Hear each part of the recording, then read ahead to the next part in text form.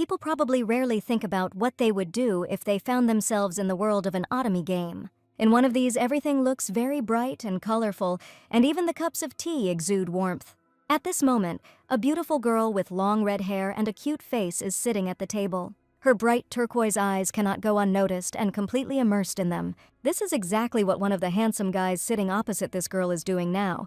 After that, she stretches out her thin and graceful hands to the mug of tea that stands on the table. The girl takes a sip and enjoys the wonderful taste and relaxing atmosphere. However, everything suddenly changes, and an immeasurable horror appears in the eyes of this person. The cup falls from her hands and shatters into pieces, disturbing all the peace and quiet. After this, she finds herself on the floor and does not understand what she did to deserve such a fate. A trace of blood appears on her hand, and someone's shadow hangs over her. While the handsome man is leaning over the girl's body, she thinks that she must get out of this place at any cost.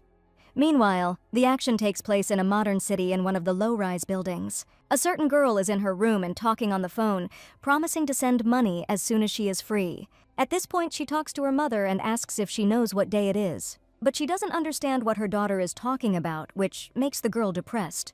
After this, her mother says goodbye to her, as it is time for her to have dinner and there is no more time for communication. The girl puts down the phone and notices a small, bright box next to her. It contains one piece of cake that she bought at a discount in honor of her birthday. When the girl was still in elementary school, her mother remarried, and their family was expanded by 2 more children. They were very abusive towards their newly acquired sister and pulled her hair, causing her severe pain. However, her mother did not pay any attention to this and was busy with her new family. She turned away from the girl, showing her all her indifference and apathy to her problems. Her mother suddenly stopped being interested in anything connected with the past, including her daughter. At this moment, the girl returns to reality and is distracted from her memories, as she receives a message on her smartphone. But she didn't expect anyone else to want to contact her at such a late hour. The girl picks up the phone and sees that it is a message from her friend Rui. She tells her that she has finished working on their collaborative otome game and it is now available for download. After this, the girl sees high-quality art of this game, which is called White Lily Serenade. Rui is her friend from high school, where they came up with the idea of creating an otome game. The main character of this game is the beautiful daughter of the Duke with long white hair. She has been proposed to by 5 love interests, and her main goal is to find her love. But the heroine also has that girl who always prevents her from achieving her goals. Meanwhile, the girl makes herself some hot tea and sits down next to the bed to carefully examine the game. When she and Rui created the game, she was in charge of the characters and story, and her friend was in charge of the programming. The girl was so engrossed in watching that she didn't even notice how the tea in her mug ran out. Afterwards, she lies down on her bed, satisfied, and thinks about how the current version of the game feels different than when they created it from scratch. At this moment, the girl remembers those happy times and decides to write to her friend again. However, in the past, even this moment in her life was overshadowed by sad events. Then Rui left her friend, despite all her attempts to prevent this. And if she gets into it again, she will only get new injuries and her hands will drop again. All this will once again plunge the girl into a state where she is abandoned by everyone and no one needs her. After this, she decides to go to bed, as she will have to get up early tomorrow. The girl wraps herself in a blanket and falls into a deep sleep, placing her phone next to her pillow. Suddenly, a notification from the game appears on it stating that a new survival mode has been opened. The next morning, the girl finally opens her eyes to the bright sun, which shines its rays directly into her face. After this, she jumps out of bed and thinks that she has overslept again, not knowing what time it is. However, everything around looks too unusual, and even the girl's appearance is very different from the one she fell asleep with. At this moment, she carefully looks around the room and tries to understand where she is. The girl gets up from the bed with bare feet and carefully walks forward, noticing her reflection in the mirror. She is very surprised by the image she sees, as she does not understand who it is at all. After this, she comes even closer to the mirror and realizes that this face seems familiar to her. Suddenly, a game window opens up to her, welcoming her to a new survival mode. After this, the girl receives a notification that in this mode, she is not playing the main character. The girl finally begins to understand the essence of everything that is happening, and she considers it some kind of joke. After all, she now plays the character of the story's main villain, Diana Hartfield. This news makes her legs give way, and she falls to the floor right in front of the mirror. She can't believe that she will have to play as Diana and find herself inside her own creation. After this, she looks up, where she sees a notification that all characters have a negative affection rating from the start. However, everything is overshadowed by the fact that if you don't bring him to the plus, then the love interest will kill the girl. At this point, Diana realizes that this no longer feels like an Otomy game. For starting the survival mode, the girl is given a special item in the form of glass slippers. This gift impresses Diana, and she decides to come closer to take a closer look at it. After this, she takes one of the shoes in her hand, which shimmers brightly with magical iridescence. If Diana were to die in these shoes, she would be able to resurrect at exactly midnight. However, the girl sees such an item for the first time in this game, and is a little puzzled by it. Finally, she is asked to use the items wisely in order to survive, and after use they can disappear, having fulfilled their function. But Diana received too little information, and she still does not understand how many times she can use these shoes. The girl demands that the game tell her more, but no notifications come. After this, she realizes that she is left without any clues, inside a huge room. Diana spends the whole day in her bed until late at night. All this time she cries, as she is very afraid for her life in this game. She still feels like it's all just a dream, and she might still wake up from this nightmare. Diana hopes that she will close her eyes and find herself back in her apartment in the morning. But the miracle does not happen, and she wakes up again in the castle, playing as a character from her own game. Suddenly someone starts knocking on the room, which really scares the girl. It turns out to be a servant who opens the door a little and wishes the lady good morning. She tells Diana that they are already waiting for her at breakfast, and she should get moving. This phrase puzzles the girl a little, but then she realizes that she has nothing at all to wear. After that, she goes to one of the closets to choose suitable clothes. Diana is very upset that the maids in this Otomy game don't help their mistresses get dressed, but finally the preparations are finished, and she abruptly throws open the door of her room, heading off to breakfast. Meanwhile, the aristocrats living in this palace are already enjoying their meal in the dining room. Among them, there are also young men with blonde hair who have quite an attractive appearance. At this point, Diana finally finds the dining room and finds herself in full view of everyone present. She feels very nervous from the number of people who start looking at her. At this point, the woman sitting at the table calls her appearance indecent. As far as the girl remembers from the time of the game's creation, this is Diana's mother named Adele. And next to her is her stepfather, Owen Hartfield, who pays no attention to his stepdaughter at all. But the biggest problem is not them, but the love interests of this family in the person of her older half-brother, Glenn. And also in the half-younger brother, who is also sitting at the table, Ryan. As the system said, they all have a negative sympathy score at the initial stage. And if Diana can't do anything, then these two will soon be able to kill her. Suddenly, the girl's mother, Adele, turns to her and asks how long she plans to stand in the doorway. Diana asks for forgiveness and sits down at the table, where one of the servants pulls out her chair. However, she discovers that her breakfast plate is missing from in front of her. At this point, Adele announces that her daughter arrived too late and her food had already gotten cold. However, she no longer hoped that the girl would come at all, and Diana could only smile at this. After some time, she leaves the dining room in great anger, since even her status as an adopted daughter does not give her any right to treat her like that. Now it's no wonder why Diana became the villain in this game, with such a terrible attitude. After this, the girl finds the nearest chair and abruptly sits down on it in her fluffy dress. At this moment, she thinks that she herself is to blame for everything. After all, the image of Diana and her family itself was copied strictly from her life and from her relatives. Now it is no longer clear why she did it, since she has to experience this terrible attitude again. After this, she turns off all her thoughts and immerses herself in complete silence, being in her room. However, her peace is clouded by the fact that Diana is left without breakfast at all. At this point, she looks down at her shoes and again thinks that this is not a dream. Suddenly, someone starts knocking on the door of the room, and Diana allows the guest to enter. Her younger half-brother Ryan appears in front of her and invites his sister to join him for tea in the garden. After that, he smiles sweetly and says that it will be just the two of them. At this point, the girl decides that this could be her chance to fix the relationship between them. He decides to take a short break to catch his breath and prepare his answer. Immediately after this, Diana tells her brother that she would be very happy to join him. They go out into the garden together, where the girl admires the beautiful scenery and decorations of this place. Ryan touches one of the roses and tells his sister that it's not surprising. After all, it was only thanks to him and other gardeners that this garden became the pearl of the palace. Ryan Hartfield is one of the main character's love interests.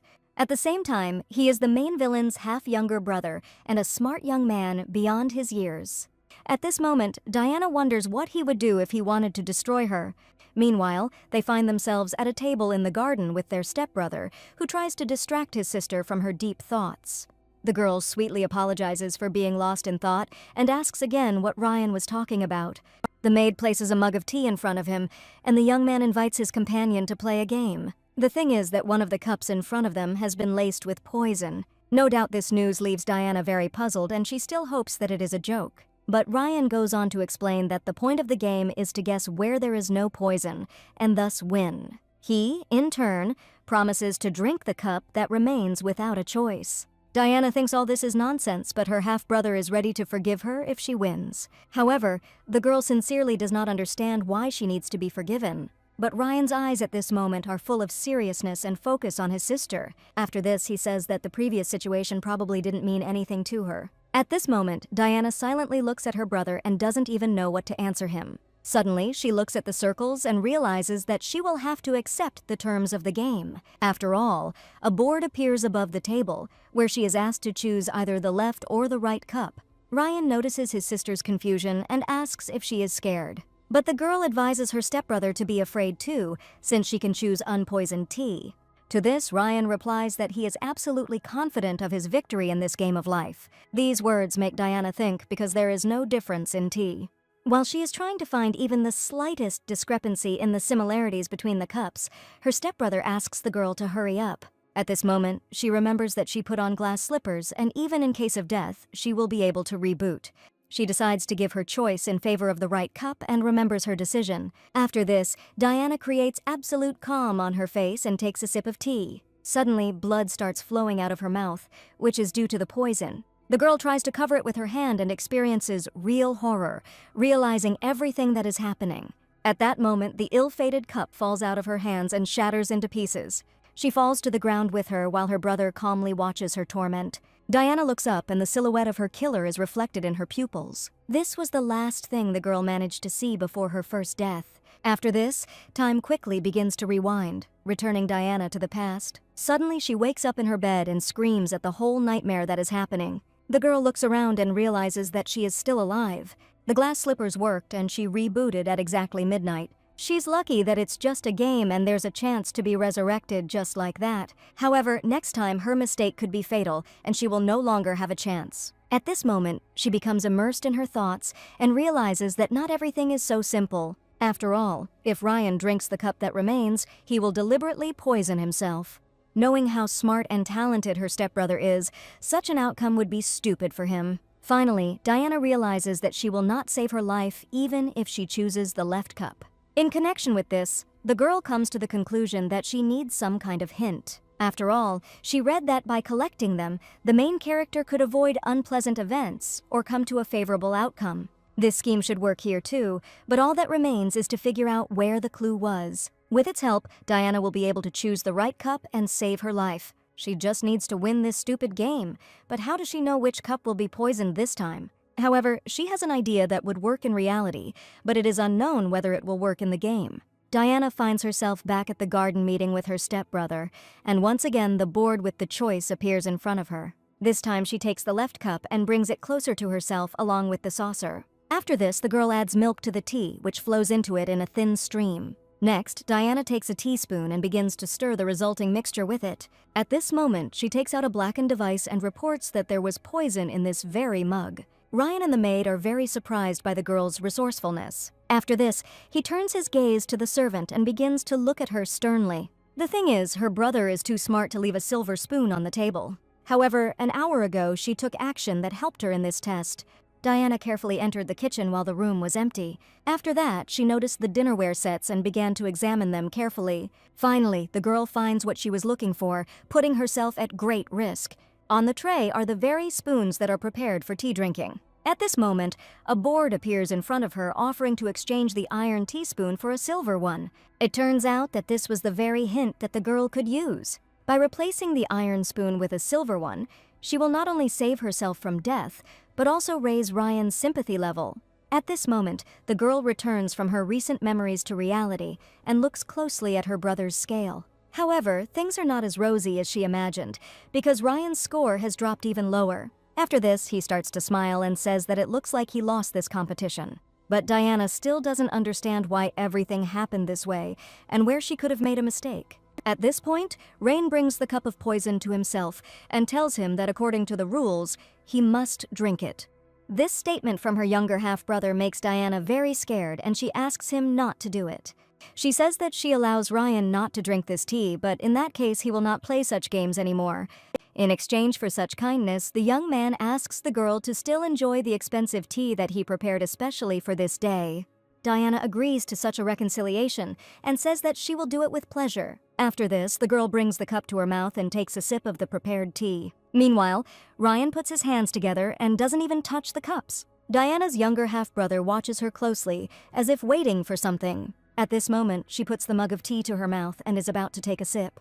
Diana is absolutely calm and continues to enjoy the pleasant taste, not anticipating any danger. However, the girl hears Ryan's contented voice and is puzzled by his strange behavior. After this, the young man begins to laugh and tells his sister that she drank it after all. This stunning news brings a look of intense horror to her eyes. At that moment, a trickle of blood began to flow from her mouth again. While the girl suffers from the effects of the poison, Ryan explains that she was doomed to lose in this game from the start. Diana raises her head and asks her brother in a weak voice what he means. After this, he places his cup full of tea on the table and begins his explanation. The thing is that from the very beginning there was poison in both mugs, and this did not give his sister any chance. Diana begins to experience a strong shock from this news, as she did not expect such a substitution. However, she doesn't understand why Ryan takes the second cup and calmly drinks from it. It turns out that before this he drank the antidote and nothing would have happened to him from drinking the tea. At this point, Diana realizes that her game is over and she has no more chances. However, Ryan adds that he will never forgive his sister for that barbaric act. Suddenly, time starts rewinding again and reboots the girl. After this, the hand on the clock in her room again points to 12 o'clock at night. The girl wakes up in horror as she realizes the futility of her attempts in this game. Whatever she chooses, it will not save her, and she is doomed to failure and death. Almost 2 hours pass, and it is deep night, but Diana still cannot sleep. After all, now she needs to come up with something other than a spoon that can help her. At that moment, she remembers Ryan's last words, that he would never forgive her for that act. Perhaps this is the very clue she needs to take. But now Diana has to remember everything that is connected with Ryan's character in this game. Suddenly, a thought pops into her head that could be the answer to this riddle. After this, the girl quickly runs to her closet with dresses and opens its doors. After a short time of searching, she finally finds the clothes she needs. The reason why Ryan hated Diana was because of the last dress left by his birth mother, Lyda Hartfield. Diana's mother refused to wear her current fiancé's late fiancé's clothes, so I just gave it to my daughter, who now holds it in her hands. Immediately after this, Diana decided to take this dress somewhere, but Ryan was secretly watching her. The girl didn't like that she was given a worn-out outfit, and in a fit of anger, she tore it. It's unlikely that Diana meant to offend anyone, but Ryan has held a grudge against her ever since. Suddenly, a board with some new notification appears in front of the girl again.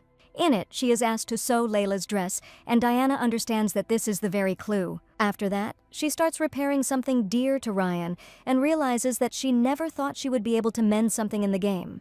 Her parents never bought her toys before, so Diana had to learn to sew them herself, and this could now save her life. Finally, a new day comes and someone knocks on the girl's room. It turns out to be Ryan, who again invites his sister to tea in the garden. Diana, following the old pattern, says that she will be very happy to join him. But suddenly she stops and tells her brother that she needs to stay late. The girl wants to dress up for the event and tells Ryan that she will catch up with him. The young man goes into the garden alone and sits down at the table waiting for his sister. Finally, she appears in a different dress and apologizes for the delay. At this moment, Ryan feels great surprise as he looks at Diana.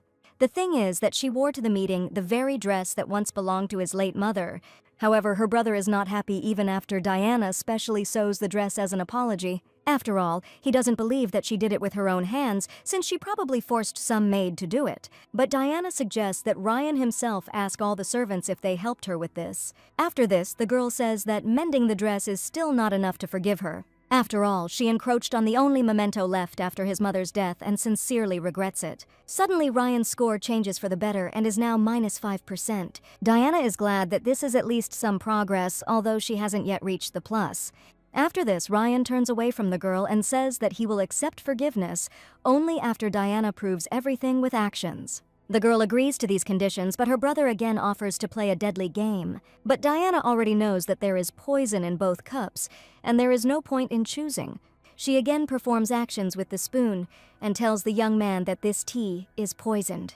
Now she needs to act decisively, and Diana looks closely into her cup. However, Ryan is very confused and does not understand what his sister is going to do. At this moment, the notification board appears in front of her again, but with different text. Diana chooses the option that everything is fine and now intends to go all the way. Ryan is very surprised to see his stepsister's unexpected behavior. After this, he begins to remember conversations behind his mother's back about her husband cheating on her. At that moment, he firmly grabs the hem of his mother's dress and asks her to pay attention to him.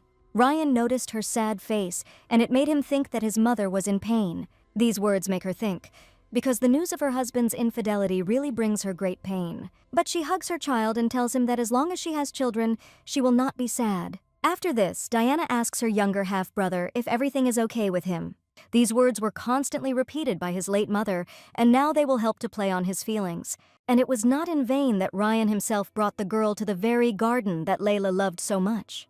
The brother decided to use this place to take his revenge on the girl. However, she turns to Ryan again and tells him that everything is okay, thus reminding him of her dead mother. All these memories make the young man very worried and trembling. At this point, Diana is about to drink the tea from the cup and tells Ryan that if she succeeds, he will die. But her stepbrother puts his head down and asks the girl to stop doing this. However, Diana does not listen to his warnings and brings the cup of tea to her mouth.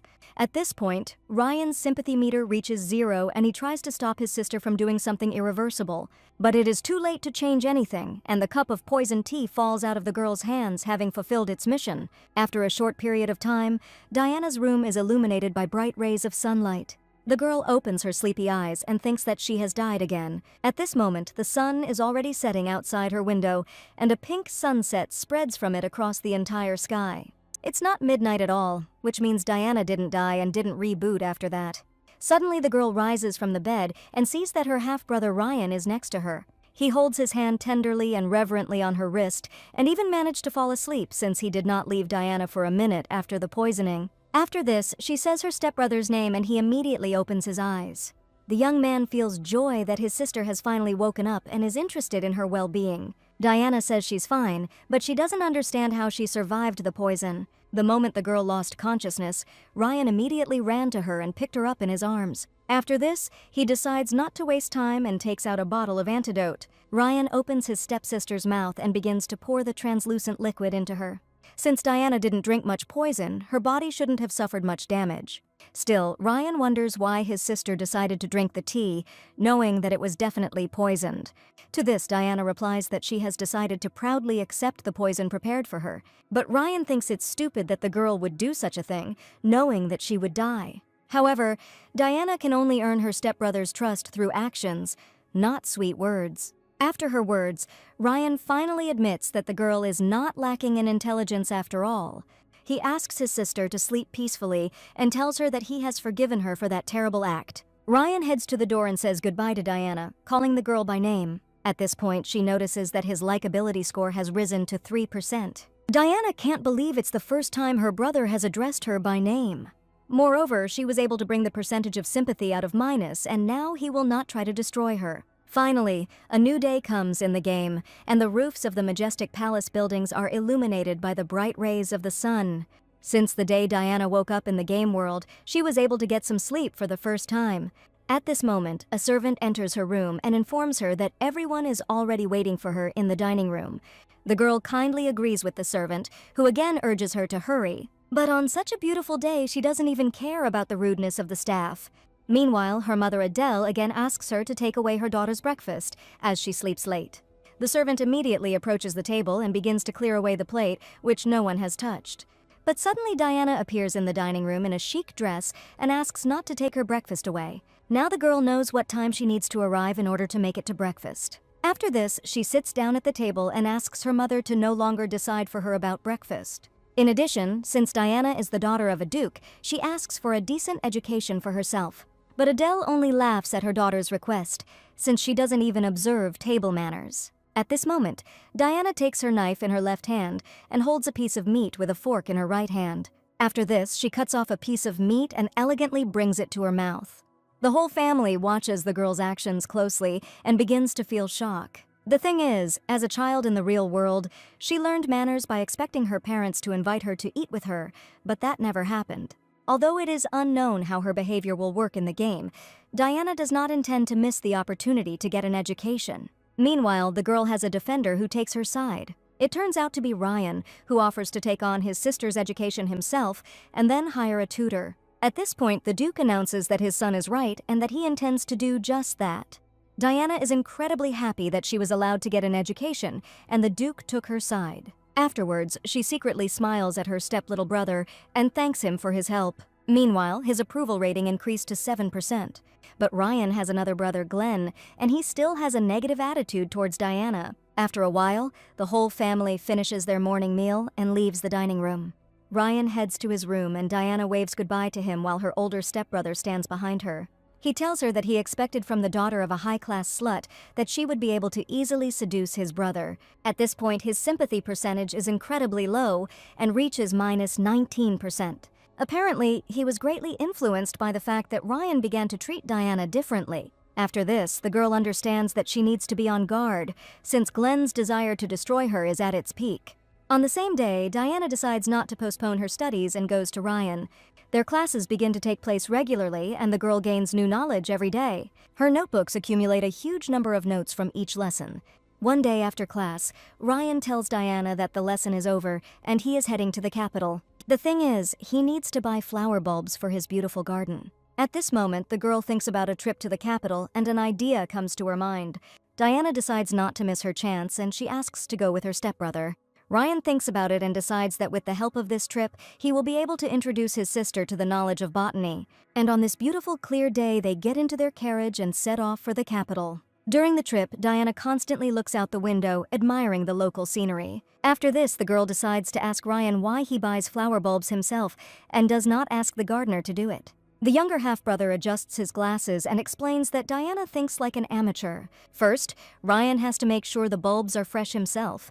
And second, gardeners always want to buy something new, not a specific type of flower. At this point, Diana remembers that her half-brother had deliberately not changed the decor in the garden all this time. The reason is that he wants to preserve the appearance of the garden as it was under Layla. Meanwhile, the carriage is already approaching the gates of the capital and stops near them. Ryan helps Diana outside and orders her not to go far from him, otherwise she could easily get lost. She agrees and sees how many people are on the street and going about their business. The young man asks if this is her first visit to the royal capital of Vinklum, and the girl says that it is. Afterwards, she thanks Ryan for taking her with him and he replies that it's nothing. The main thing is that the girl simply doesn't leave him and doesn't get lost. However, as soon as the young man finished saying these words, he notices that Diana has disappeared somewhere. Ryan tries to find the missing girl in the crowd, but he can't find her anywhere. Meanwhile, she puts on a hooded robe to avoid being discovered by her brother. After all, Diana didn't come here just like that, and besides Glenn, there are other love interests whose sympathy rate she will have to find out. There is one character who should not have any hatred towards Diana. It is with him that the girl will be able to survive in this game and ensure her safety. While Diana continues her careful search through the many streets of the capital, someone's hand appears from an alley. She reaches out to the girl and suddenly she notices his movements near her. After this, someone's male hand grabs her wrist and pulls her along. At this moment, an unknown young man closes Diana's eyes and asks her to guess who he is. The girl experiences great anxiety as she understands that she has fallen into the hands of the worst of the worst. It could have been anyone but that same Neil who was now standing behind her. After her answer, the young man frees the girl and tells her that she guessed right. Neil asks how Diana ended up in the capital and she replies that she came here with her younger brother to go shopping. This news upsets the man a little as he expected that the girl came for him. After his words, she apologizes to the young man for not living up to his expectations. Neil continues to talk to the girl and asks how she is doing. At this point, Diana notices that his affection stat is -30%. A board appears in front of her again with a choice where she can bully or not bully the boy. The girl understands that she has no clues and any option dooms her to death. After this, she raises her gaze to the young man and examines him carefully. This is Neil Campbell, one of Diana's love interests and also a childhood friend. In the past, they once sat together under a tree and played chess with each other. Then the third son of the Marquis Campbell checked her and won the game. His fate was similar to Diana's, as they were both children of a new, unloved wife and were bullied by their older brothers and sisters. So they were able to become friends easily, but if the girl knew why he really treats her like that. After this, Neil brings the girl back to reality and asks how long he should wait for an answer. The young man assumes that Diana simply decided not to talk about her life. However, she corrects him and tells him that everything is not at all as he thinks. After all this time, the girl thinks that if she gives an answer, she will die again. Meanwhile, Ryan is actively searching for his sister among a huge crowd of people. Suddenly, Diana hears his voice and immediately turns towards her brother. Neil at this point says that he is very sorry because her brother is going to steal her. But Diana does not understand what the young man means and asks him again. At this point, he silently walks past her so as not to catch Ryan's eye. Suddenly, she hears her brother's voice behind her, shouting that he has finally found his sister. After this, he immediately approaches the girl and asks what she is doing there alone. However, Diana is surprised by his question, since just a second ago Neil was next to her. But he had already managed to disappear unnoticed, and there was no one else nearby except Ryan and Diana. The girl's younger stepbrother begins to get angry because he asked her not to leave him anywhere. At this moment, Diana realizes that everything would have ended badly if Ryan had not been there. Neil would definitely take advantage of the opportunity and kill the girl in this alley. While Diana stands with her back to her brother, he continues to try to get an answer from her. At this moment, she suddenly sits down on her knees, which causes confusion in her brother's eyes. After this, she tells Ryan that she is fine and that she just realized a lot. After all, it was thanks to her younger half-brother that she was able to survive today. Diana decides to apologize to the young man for her disappearance and for the fact that he had to run around looking for her. Ryan extends his hand to the girl and asks her to leave this dark alley as quickly as possible. She decides that her brother is afraid of the dark, but he denies it in every possible way and says that his sister is making it all up. After this, they finally finish their shopping and load the bulbs onto the cart. Ryan and Diana board the carriages and head back home, having finished all their business in the capital. At this moment, the girl thinks about Neil's words, which he told her before the terrible choice. Every Wednesday he walks in the main square by the fountain and invites Diana to join him next time and chat. The girl understands that sooner or later she will still have to face him. Meanwhile, Ryan begins to reproach Diana for the fact that they wasted a lot of time because of her search. The young man's sister says that she is very sorry about this, and her brother asks her to write an essay in which she sincerely repents. This task surprises the girl very much, but she has to agree and specify the deadline by which she must submit it. At this moment, something unexpected happens and the carriage stops abruptly. All the horses suddenly rear up, as they were clearly very frightened of something. The whole point is that robbers jumped out onto the road and intended to attack the cavalry. Diana is very upset by this, but Ryan asks his sister not to leave the carriage for safety. He is calm because they are guarded by experienced bodyguards, and there is no need to worry about the outcome of the battle. After this, one of the guards approaches the carriage and knocks on the door with his fist. The man tells Ryan that they finished the fight and detained a couple of the bandits, and the rest managed to escape. The young man praises the bodyguards for their excellent work and finally decides to go outside. However, something really catches his attention and makes him think seriously. He notices a sword on the ground and realizes that there are many strange things about this attack. After all, thieves usually rob trade caravans, but here they decided to attack the Duke's carriage with an armed escort. Besides, their swords are too good for common thieves, and these words lead Diana to a terrible assumption. After this, Ryan reports that someone specifically hired these bandits to kill them. At this moment, he has a bad feeling, and the young man decides to return home as soon as possible. By evening, they finally reach the place, and a servant runs out to meet them, telling them about a terrible incident. The man tries to catch his breath after being in a great hurry, and Ryan asks him to tell him the gist of what happened. After this, he begins his story in detail, and sweat appears on his face from excitement.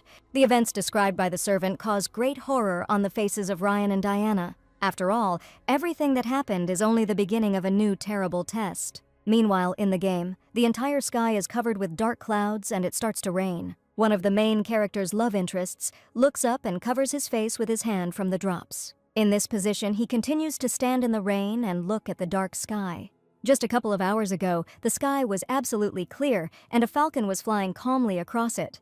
All the action takes place in the lands of the Hartfield family, where a certain young man trains his bird. After its flight, the falcon lands on Glenn's hand and he praises it for its good performance. But suddenly, the bird begins to get very agitated and the young man tries to understand what is causing this behavior. Meanwhile, a bright spark appears from the dark forest and quickly heads towards them. It turns out to be a sharp arrow trying to reach its insidious target. Glenn notices the danger in front of him and an indescribable horror appears on his face. After this, Ryan and Diana are informed that the young man was seriously injured during a falcon hunt. But in fact, the servants embellished everything again, and the heir to the house was left with only an ordinary scratch from an arrow. Glenn has already used the ointment for the wounds, and there shouldn't even be a scar left on his hand. It turns out that not only flowers grow in the garden, but also medicinal herbs from which Ryan makes various medicines. After this, Glenn turns his attention to Diana and asks with a displeased look what she is doing here. The girl replies that coming and visiting the victim is not a crime, but her older brother says that it does not concern her. At this point, Ryan intervenes in the conversation and says that this also concerns Diana. After all, when they were returning from the capital, they were attacked by a group of armed men. This news greatly disconcerts Glenn and he abruptly gets up from his chair. After this, the servant brings Ryan the arrow that wounded his older brother. He begins to examine it carefully and says that such arrows are used in the army. It is obvious that they were attacked by real killers and someone seriously wants to kill their entire family. Glenn sighs in resignation and reports that past events are repeating themselves again.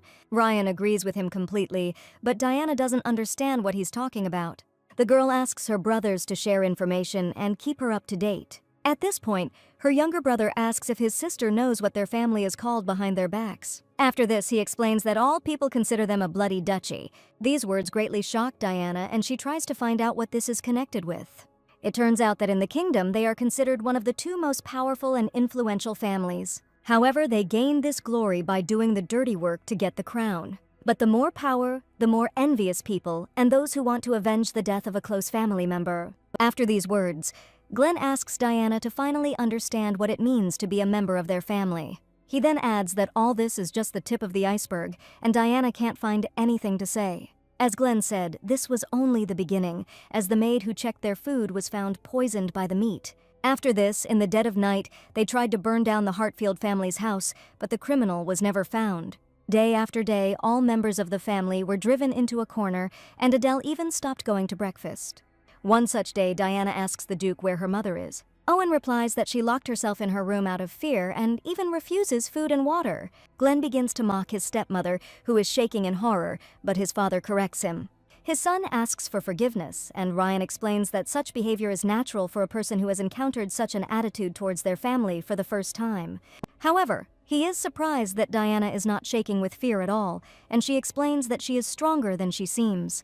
In fact, the mystery of her courage lies in the fact that the girl has already encountered death more than once. After breakfast, the girl makes a beautiful ponytail on her head and comes to the conclusion that all these events began after meeting Neil. She didn't find any clues in the mansion, which meant it was time to look for them outside of it. Diana immediately sets out to find a way to finally get out of this vicious circle. At this point, the two brothers notice her leaving through the window, and Ryan explains to Glenn that his sister wants to start her own investigation into the attacks on their family. But the older brother thinks this is childish and doesn't think that his sister will be able to do anything worthwhile. After that, he pats Ryan on the head and asks him at least not to get involved in this, as it could be dangerous. Glenn also advises his brother to let his elders figure things out for themselves. However, Ryan notes that his older brother does nothing for this, and he is a member of the Hartfield family and also wants to take care of her honor and safety. But Glenn doesn't agree with his intentions, as the guy is still too young for this. Very soon the older brother will become the head of the family and will protect them using completely different methods. However, he understands that it is impossible to completely eradicate these cases, and after these words he leaves. Ryan is left alone and says that he is not going to sit back and watch what is happening to this house. Meanwhile, one of the main character's love interests comes to see the king. The Overlord reports that the Hartfield family has once again been attacked by assassins, and as a token of gratitude for all they have done for the kingdom, he wants to send the best of his knights to protect them. At this point, the man bows his head and says that he will humbly carry out any order.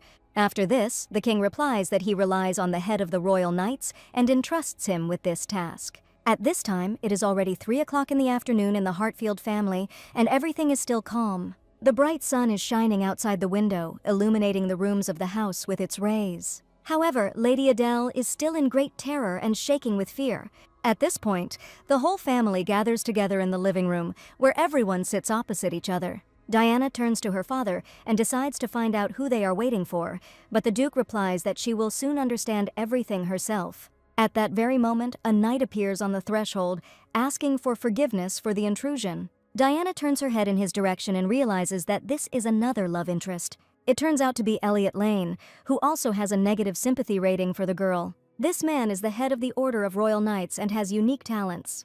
From a young age, he was called a genius of fencing, and after joining the order, he began to stand out for his fighting skills. However, Glenn is not at all happy with the appearance of the knight, whom he calls the offspring of the Lane family. Diana finds her brother's behavior and words to be completely inhospitable, especially towards the youngest commander-in-chief in the history of the order. In the entire state, there are only 2 great ducal families that are in good standing with the kingdom. This is the Hartfield and Lane family, who are always competing and don't particularly like each other. At this point, Elliot announces that he has arrived in the duchy as the head of the Order of Royal Knights. The reason is that the king ordered that their family be kept safe and secure. After this, Adele's spirit was lifted, since they would be protected by the most brilliant knight. However, the children are unhappy with their mother's reaction, which even changed dramatically in her face.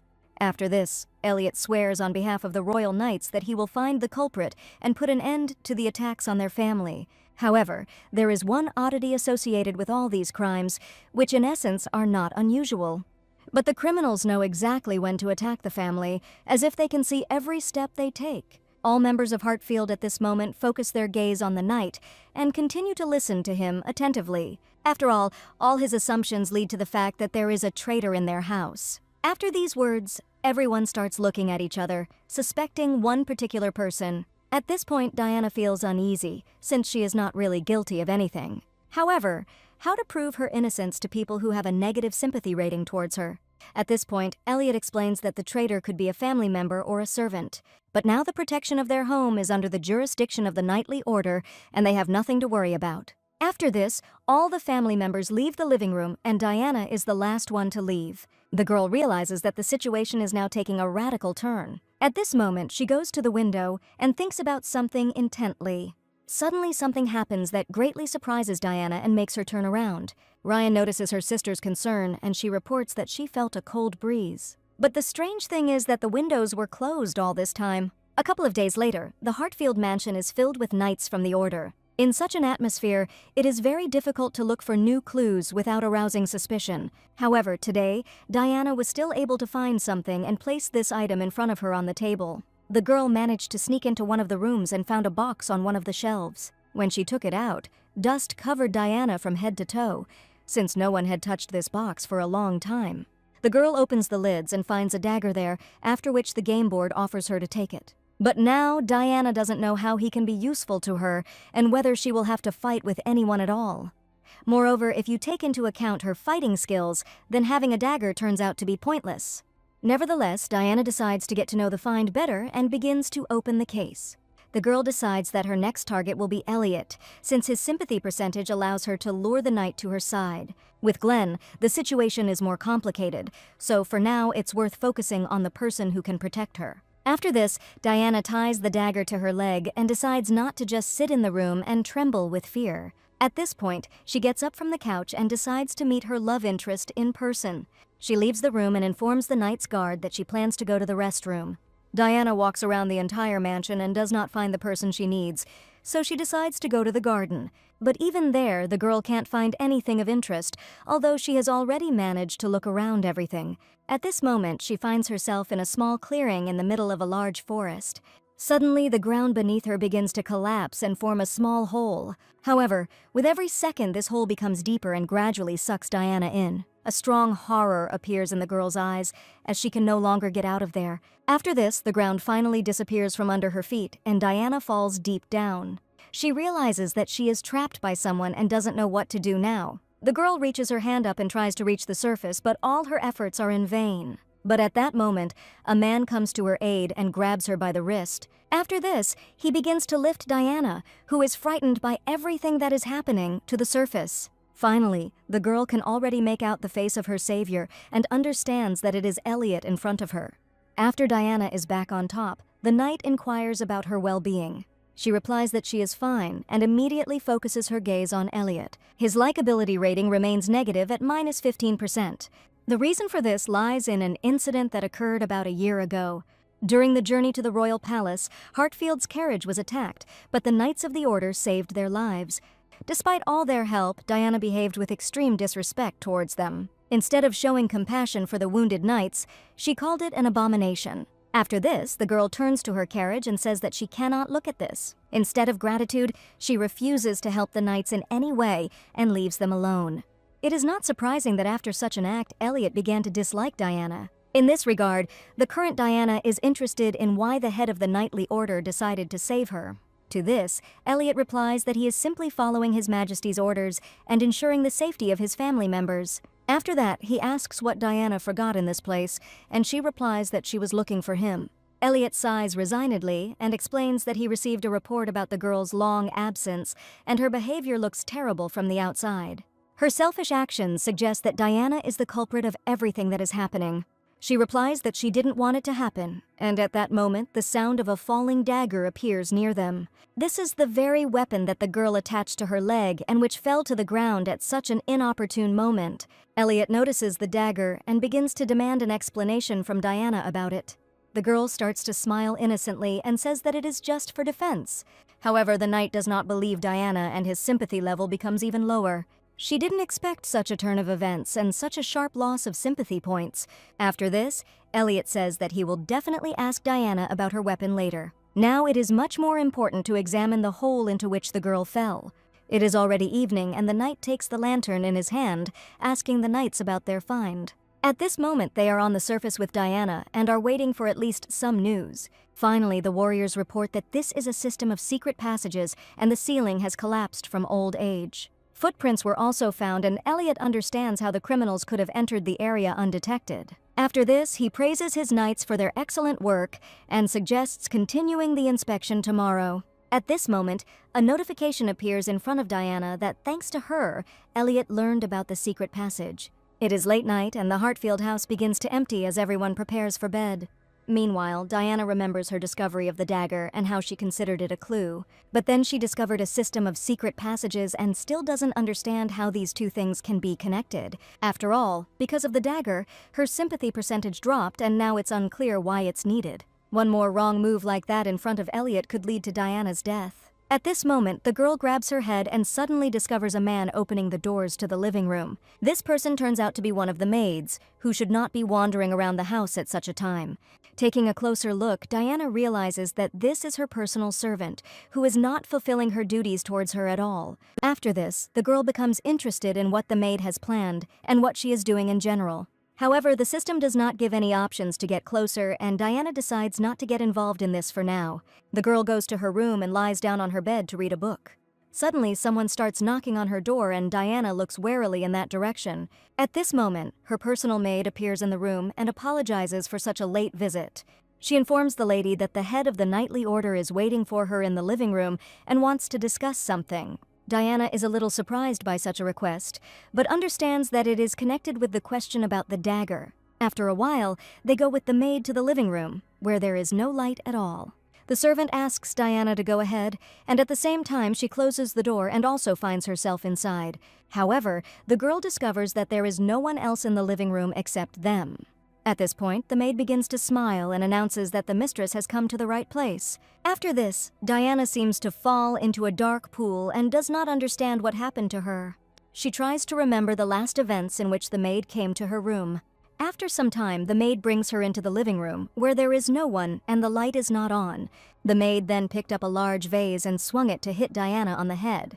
Finally, the girl was able to wake up after a severe injury and opens her eyes. At that moment, she sees that she is in the forest and there are several robbers in front of her. Diana finds herself on the ground, surrounded by many bandits who taunt her.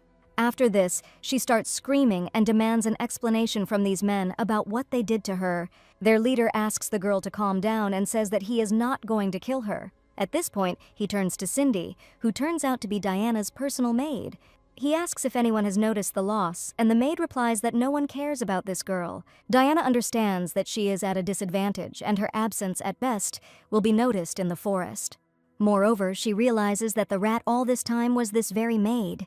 Cindy replies that serving a mistress that no one cared about was not difficult, and she could do whatever she wanted. But Diana doesn't understand how this maid could carry her out of the mansion without anyone noticing. However, there is something that no one knows yet, and it really helped the bandits. The thing is that there are secret passages throughout the mansion, through which Cindy carried the girl out. This news brings horror and indescribable shock to Diana's eyes. It turns out that the boss created several passages so that he could simply escape in an emergency. One of them is located in the living room behind a large wall portrait that opens easily. After Cindy turned off Diana, the bandits entered the house through this secret passage and kidnapped the girl. Then the leader of the group took the girl away through the same passage he used to enter the living room. All this was not at all difficult to do. You just had to wait until the guards were not in the girl's wing. At this point, Diana realizes that the maid was near the living room door before her abduction to eavesdrop on the guards' conversation. Cindy is surprised by the lady's intelligence and says that she is not as stupid as she thought. After this, Diana remembers the moment when a cold wind blew into the living room. At that time, all the windows were closed, and this phenomenon seemed rather strange to her. It turns out that this wind was blowing from a secret passage, behind which at that moment a maid was standing and eavesdropping on everything. After some time, Cindy takes out her pocket watch and says that it is already 9 o'clock. The thing is that all this time they are waiting for someone, but this person is late. At this moment, Diana remembers that before leaving the room, she managed to put on the crystal shoes, and if she dies, nothing terrible will happen. Suddenly, one of the bandits falls face down on the ground and loses consciousness. The kidnapped girl turns her attention to him and tries to understand what happened to him. Meanwhile, the leader of the bandits remains completely calm and welcomes the guest who has appeared. At that moment, Elliot, whom they had been waiting for all this time, appears in front of them. Cindy grabs Diana's hand to prevent her from escaping, and the bandit leader says that he had no doubt that the knight would appear. To this, Elliot replies that the bandits underestimate him, since he had his eye on the girl from the very beginning. However, the bandit says that coming to them alone was a bad idea. After this, he rises from his seat and throws his large sword over his shoulder. But the head of the knightly order also prepared his weapon and asks the enemy not to worry about it. After all, his skills and talents allow him to fight a large number of bandits alone. At this point, the girls stand behind the men as they begin to advance on Elliot. A battle begins in the deep forest, and the opponents actively cross their swords. Elliot performs a strike and attacks the first enemy, dealing heavy damage. After this, he begins to attack the rest of the bandits who lined up around him. After a short amount of time, all enemies are defeated, and now only the leader remains. Elliot waits for the moment when his opponent is open and strikes him with his sword. After this, a deep cut remains on the robber's body, and he reports that the knight is quite good in battle. At this moment, the man falls to the ground and no longer shows any signs of life. Elliot stops next to his body as his face is illuminated by the fire's flames. Now all the enemies are defeated, and only the maid and Diana remain in front of them. The traitor takes out her dagger and holds it to the girl's neck, ordering the knight to stand still. However, Elliot informs her that it is all over now, and that if she surrenders, she can save her life. But Cindy does not agree with him, because if the knight came to this place, then their plan was successful. Elliot doesn't understand what the maid means and tries to find out from her. It turns out that all this was a decoy, and now the main forces are storming the mansion. These words cause shock on the faces of Elliot and Diana as they realize the full horror of what is happening. Rumors that the commander of the knightly order was always eager to fight turned out to be true and played into the hands of the bandits. However, Elliot reports that there is a whole squad of knights in the mansion, and they will definitely cope with the assault. But Cindy explains that they can't do this without clear instructions from the commander. All this will create chaos that the knights will not be able to cope with and will be defeated. At this point, a board appears in front of Diana, asking her to ask Elliot to save her or leave. The girl does not understand how best to act and decides to ask the knight for salvation. After this, Elliot turns his gaze to Diana and intends to fulfill her request. Cindy sees the knight rushing towards them and pressing the dagger even harder to the girl's neck. She demands that the man not come near them, otherwise Diana will be seriously hurt. The maid's eyes show a strong confidence in what she is about to do, so Elliot takes his time making a decision. Suddenly, horror appears on his face at the picture he has to witness. At that moment, Diana feels a sharp pain from the cut pierce her neck. She tries to cover the wound with her hand, and Elliot jumps from his seat towards her. And again, time begins to rewind, rebooting Diana to the previous point. It's midnight again, which means she survived again and she'll have to revise her script. At this moment, the girl wakes up in her bed and screams in horror. Having woken up, she immediately begins to touch her neck, on which there is no longer a trace of the cut.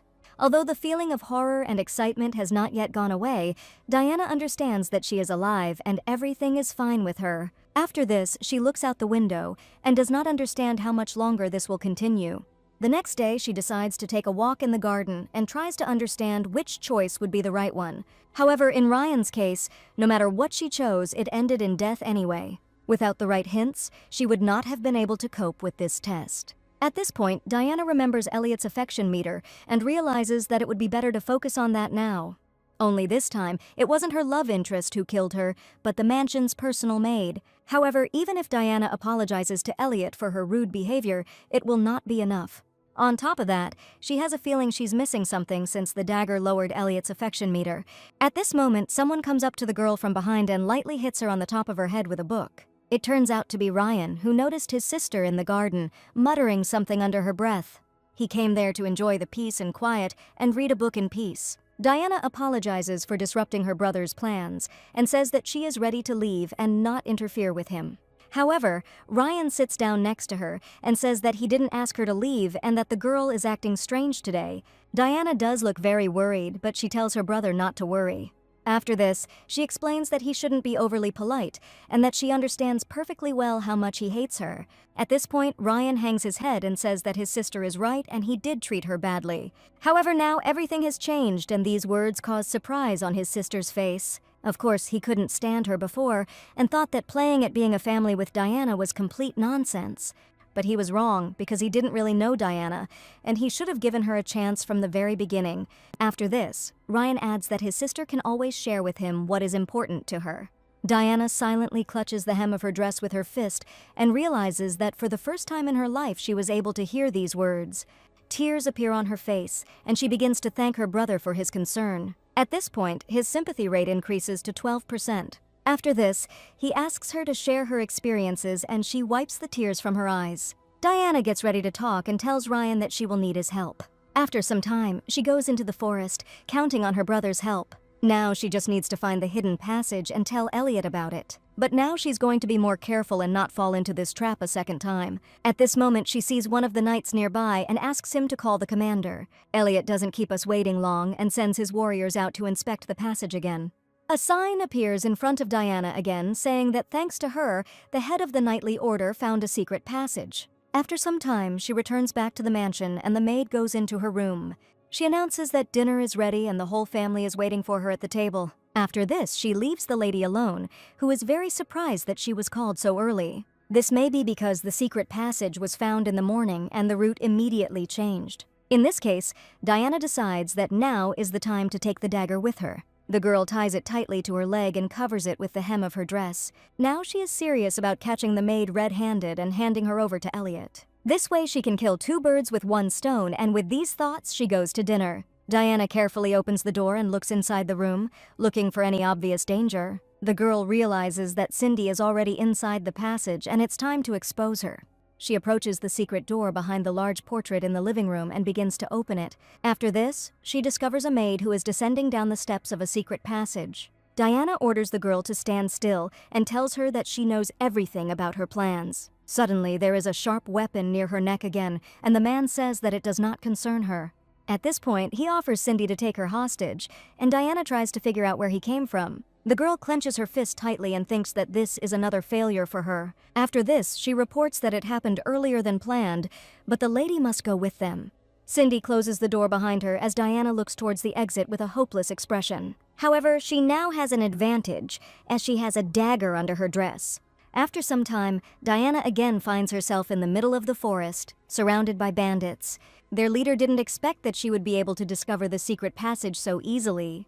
But Diana doesn't think she's too smart because she failed to spot the rat before her death.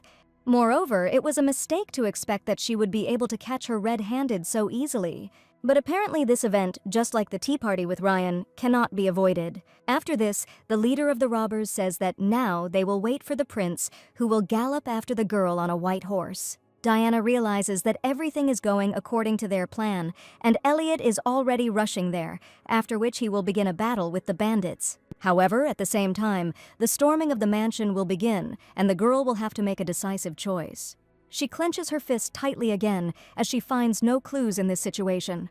Suddenly, an idea comes to Diana and she decides to take advantage of her only chance. Meanwhile, Elliot already appears on the scene and the maid grabs the girl by the hand again. And the head of the knightly order takes out his sword to fight his opponents again. At this point, Diana finally realizes that Elliot's low sympathy percentage is due to the fact that he had already betrayed the safety of his friends once. This happened exactly when the girl treated their feet with disdain.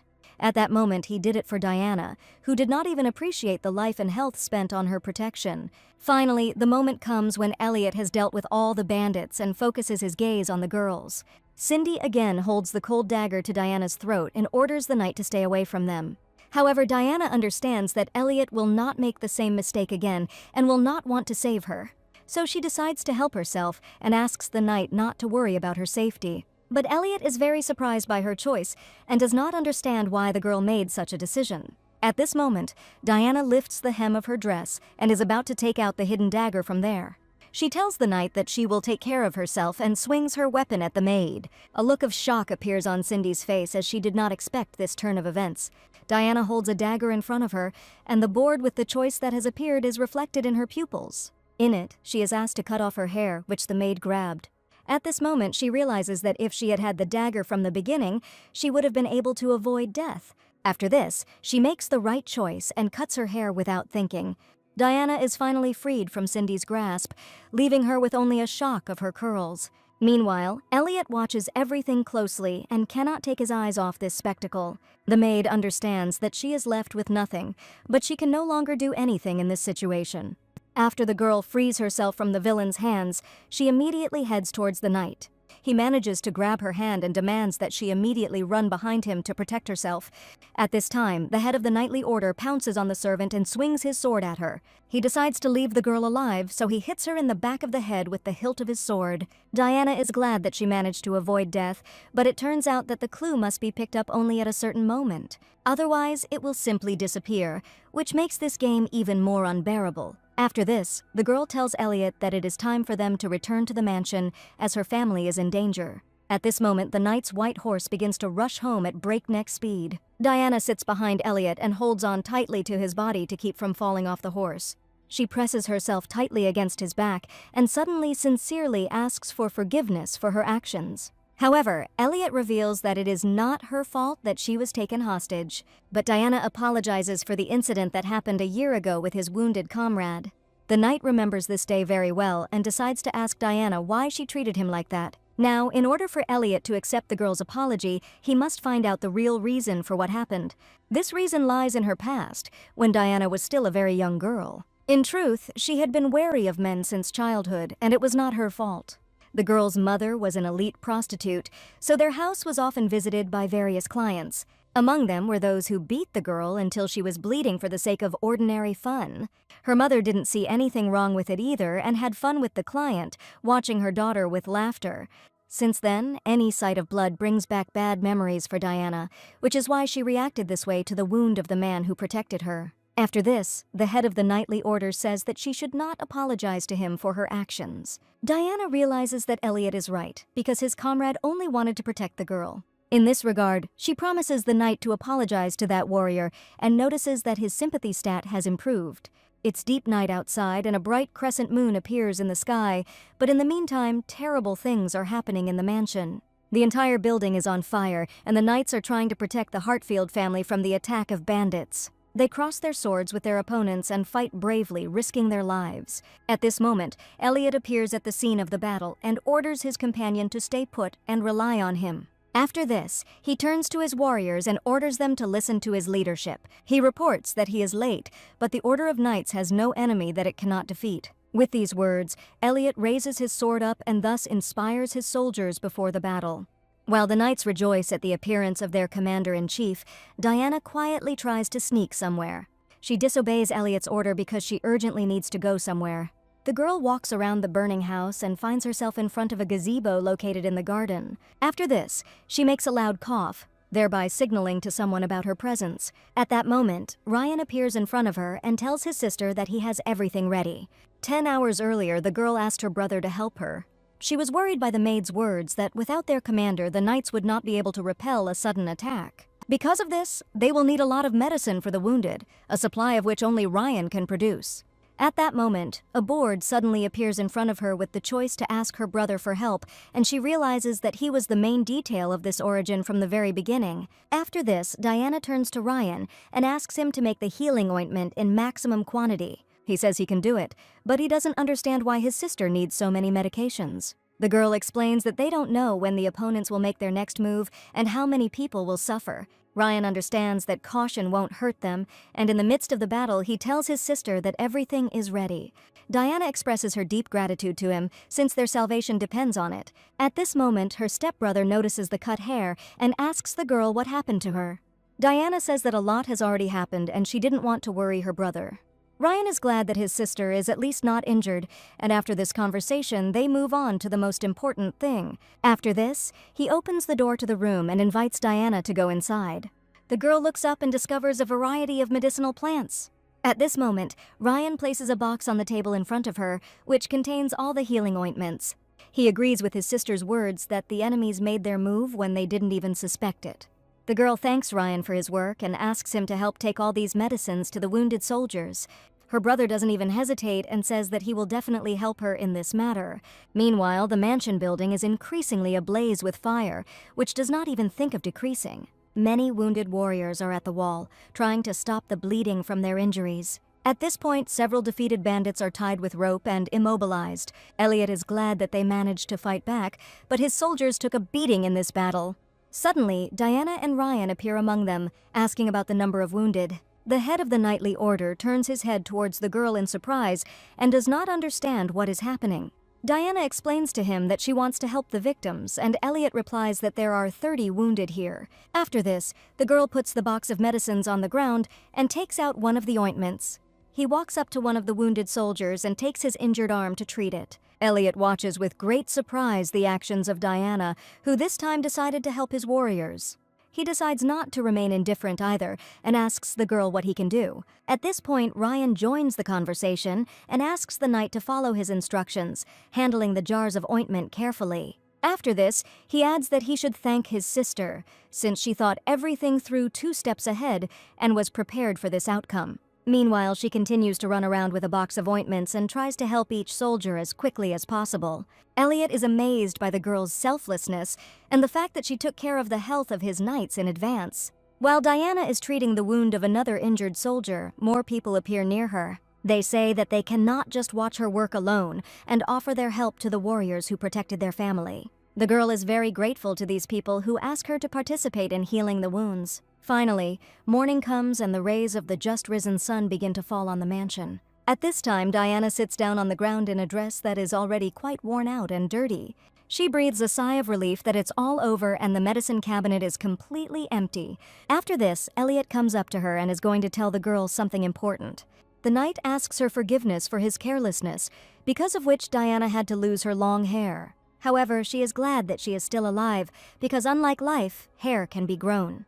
After these words, Elliot kneels down and asks Diana to extend her hand to him. The girl is a little surprised, but still does what the head of the knightly order asked her to do. At this moment, he takes her hand in his and tenderly kisses it with his lips, expressing great gratitude to the girl. Diana is very surprised by such a gesture and cannot even find the words to respond. After this, Elliot adds that he will never forget her kindness and his sympathy level increases to 4%.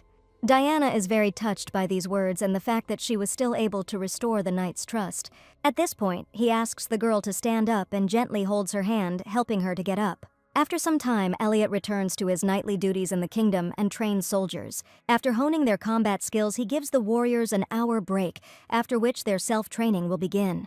Suddenly, he hears a female voice behind him calling the name of the head of the knightly order. In front of him appears Lady Diana, who is very happy to see Elliot again. A girl stands near the gate and waves to greet her family's savior. The knight is very surprised by Diana's appearance on the training ground and decides to approach her. After that, he asks why the girl is here and she apologizes to him for such a sudden visit.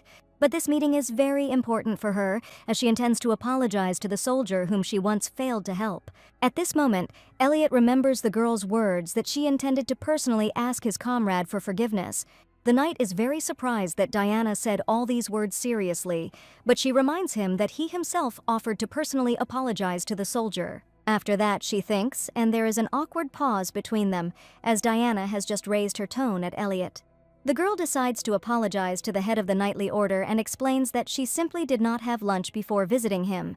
Elliot tells her that there are plenty of food stalls nearby and he will buy something for her to eat. After some time, the knight returns to Diana and brings her 2 paper bags with lunch. They sit down at a table located on the street and the girl thanks Elliot for his efforts. After this, she immediately starts eating and admires the extraordinary taste of the purchased dishes. She takes out a Scotch egg, which is impaled on a stick and fried in breadcrumbs. Elliot reports that this is the most popular dish at the local stand and is also quite filling. The knight also begins his meal with pleasure and takes a bite of the tasty treat. But if you think about it, the girl herself prescribed Elliot his favorite dish when she was developing the game.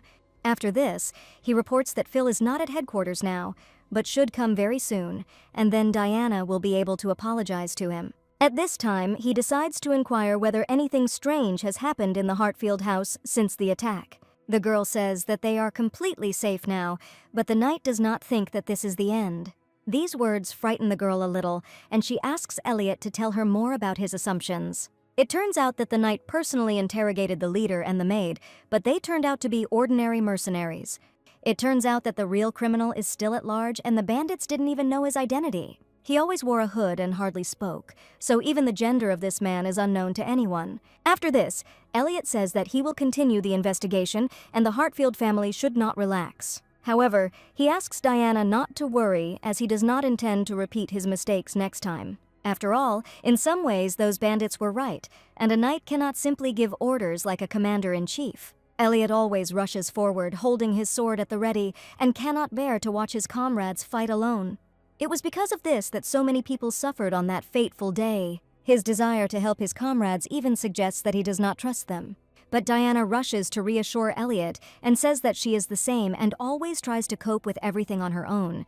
In this, they are similar, and the head of the knightly order replies that the girl seems to be right. After this, he decides to joke and asks Diana to tell him about her problems so that he doesn't feel like a fool. Suddenly, someone shouts at the commander and he immediately turns towards the sound of the voice. At that moment, he sees Phil nearby, who is rushing towards Elliot. The knight stops near the commander-in-chief, who introduces him to Diana, who wanted to see him personally. The girl asks the soldier if he remembers her, and he replies that she is the daughter of the Duke of Hartfield. However, Diana is surprised that Phil remembers her after everything she has done. A year ago, this man saved her life, and she didn't even bother to thank him for such a heroic act. After this, the lady bows to the knight and offers her deepest apologies for her behavior. Phil asks the girl to raise her head and tells her that there is nothing to thank him for. After all, he is a knight, and his duty is to protect all the inhabitants of this kingdom. Phil also adds that Diana recently provided assistance to the injured knights. Among them was his close friend, for whom he is immensely grateful to the girl since she saved his life. After this, Diana turns to Elliot and tells him that Phil is a pretty sweet guy, and she is glad he is okay. At this moment, the head of the knightly order smiles a little, and the girl notices that his sympathy rate has increased to 10%. Having finished her business, Diana says goodbye to the knights and heads back to her duchy. Before that, she goes back to the local shop and buys a Scotch egg. After this, the girl approaches the city fountain and realizes that she will not meet Niall today, since it is not Wednesday yet. Since Elliot said that the main culprit has not been found, then it may turn out to be Neil. After all, this man has had something to take revenge on the Duchy of Hartfield for since his early childhood. Then his entire house and family were burned down, and the boy was left completely alone. At this moment, Diana peers into the water of the fountain and tries to get an answer to her question. She sees her reflection and realizes that sooner or later she will still have to meet Neil. After that, she sits down on a bench and finishes her delicious treat in the middle of a busy street. Suddenly, Diana decides to look down and notices something strange. Her shoes become quite dirty, and she realizes that they need to be polished from time to time. But now she doesn't really care. because the taste of a Scotch egg makes her forget about all her problems. After some time, Diana returns to the duchy, where at the moment complete peace reigns. However, the mistress now has a new personal servant named Dorothy, and today their first meeting will take place. This girl approaches Diana's door and tries to gather her courage before knocking. However, she is terribly scared, because Dorothy has heard a lot of bad things about her mistress, although she has changed recently. The maid begins to burst into tears, because she does not understand why she was appointed as Diana's servant. But for the sake of her mother, she is ready to try and overcome her fears. While Dorothy was preparing to knock on the door, Diana, looking sleepy, opened the door. The lady reports that she heard some noise outside the door and decided to check what was going on there. She notices the frightened face of the maid, and she explains that she is fine. Dorothy gives her name and says that from today on she will be her personal servant. The girl apologizes for such an early visit, but the lady has to go to breakfast, and she asks permission to help her get ready. At this moment, Diana sits down at her dressing table and begins to comb her hair. However, her maid is horrified by her actions, as the mistress should not get ready on her own. After a while, Diana is ready to go out and puts on her dark, fluffy dress. As she walks through the corridors of her mansion, all the maids watch her closely. They wish Diana good morning and bow, although this has never happened before. Dorothy is surprised by the friendly behavior of her mistress, who continues to head to breakfast. Diana leaves the mansion and goes into a beautiful garden, inside of which there is a gazebo. However, she is very unhappy that recently all the maids have become overly polite to her. The girl sits down at the table with Ryan, and he explains that everyone has started to treat her with respect. But Diana says that she cannot react normally to their kindness, and at the same time not suspect anything. Ryan realizes that his sister's previous personal maid was a traitor, but the other servants have come to respect her after her actions. There is logic in their behavior, especially since, apart from the change in the attitude of the servants, nothing around has changed. Diana thinks and realizes that her father and mother did not react to her actions in any way. However, Glenn began to act even more suspiciously towards his sister. He pins her against the wall in one of the hallways of the house and demands that she confess what she has planned. After this, the young man turns around and says that Diana can remain silent as long as she wants, but he will still expose her. Diana notices that her older half-brother's affection score continues to decline and has already reached -22%. However, the girl cannot remember her character's actions and how to correct her mistakes. At this point, Ryan distracts her from her thoughts and tells her that it's time to move on to the most important thing. The guy picks up a mug of tea and asks Diana what she wanted to talk to him about. The girl asks her brother to cover for her in front of her family again while she is about to leave the mansion. After her words, Ryan decides to ask where his sister is going this time. Diana sheepishly says that she would like to meet a friend, but her brother is surprised that she has friends at all. At this point, the girl puts one hand on the back of her head and explains that she is talking about Neil Campbell. These words leave Ryan in severe shock and even spitting out the tea from his mouth. Diana immediately runs to her brother to help him after he choked. Ryan decides that his sister is going on a date, but the girl denies his assumptions. However, in an aristocratic society, the appearance of a man and a woman can be regarded as a meeting of two lovers. Diana is very surprised by this information and decides to ask what she should do in this case. Ryan explains that such rumors can be avoided by taking a maid with you. These words bring horror to Dorothy's face, and she doesn't understand why she is being dragged into this. But Ryan informs that protecting the honor of the mistress is the duty of the personal maid. The maid has no choice but to go with Diana to the kingdom, again doing this for the sake of her mother. Meanwhile, Glenn calmly walks through the corridors of the royal palace. After this, he approaches the doors of His Majesty's chambers and asks forgiveness for the intrusion. At this moment, he hears permission to enter and begins to slowly open the door. Glenn carefully steps over the threshold of the room and gradually walks inside. In front of him is Vince, who is standing with his back to him on his balcony. The prince asks Glenn to call him by his name and says that he has told him this many times already. Meanwhile, the young man continues to stand silently in the middle of the room and does not answer. The prince turns to face him and shows all his charm. After this, Glenn says that in that case he should call him Mr. Vincent Maxwell. However, Vince is not happy with this name and shows it with the expression on his face. At this point, Glenn explains that his comrade is the future ruler of this country, but still demands to be called by his nickname. But Vince doesn't see anything wrong with this and is serious about this kind of treatment. After this, the prince inquires about Glenn's injury, and he says that he will definitely live.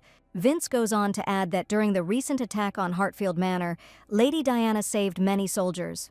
Glenn sits down next to the prince and reports that this is indeed the case, but they both find it hard to believe that this girl is capable of such an act. After this, Glenn informs the prince that he only met his sister once. Vince begins to remember the very incident when he was driving his carriage and heard a child crying. He decides to go out and check where this strange sound is coming from. At this moment, he opens the door and goes inside the house, finding a strange picture. Lady Diana stands in the midst of crying children who beg for forgiveness and say they are hungry. The man does not understand what is happening and only hears Diana speaking rudely to them. Suddenly, Glenn appears in front of him and explains that there are too many children arriving at their mansion today because of a charity event. In connection with this, Lady Diana decided to punish the children who came from the orphanage. They were just being naughty, and she suddenly got angry and promised to deprive them of their lunch. At this point, Glenn demands that his sister act in a manner befitting her position and stop bullying the children. But Diana says that she behaves exactly like her older half-brother. He looks down on everyone while pretending to be kind and good. While the adults are sorting out their relationship, Vince decides to pat one of the children on the head and calm him down. He demands that they both stop fighting as it is frightening these poor children. He then turns to Lady Diana and tells her that her family's financial support for the orphanage does not give her the right to behave like this. However, the girl replies that it is only thanks to the Hartfields that these children have food and clothes, so they must behave well.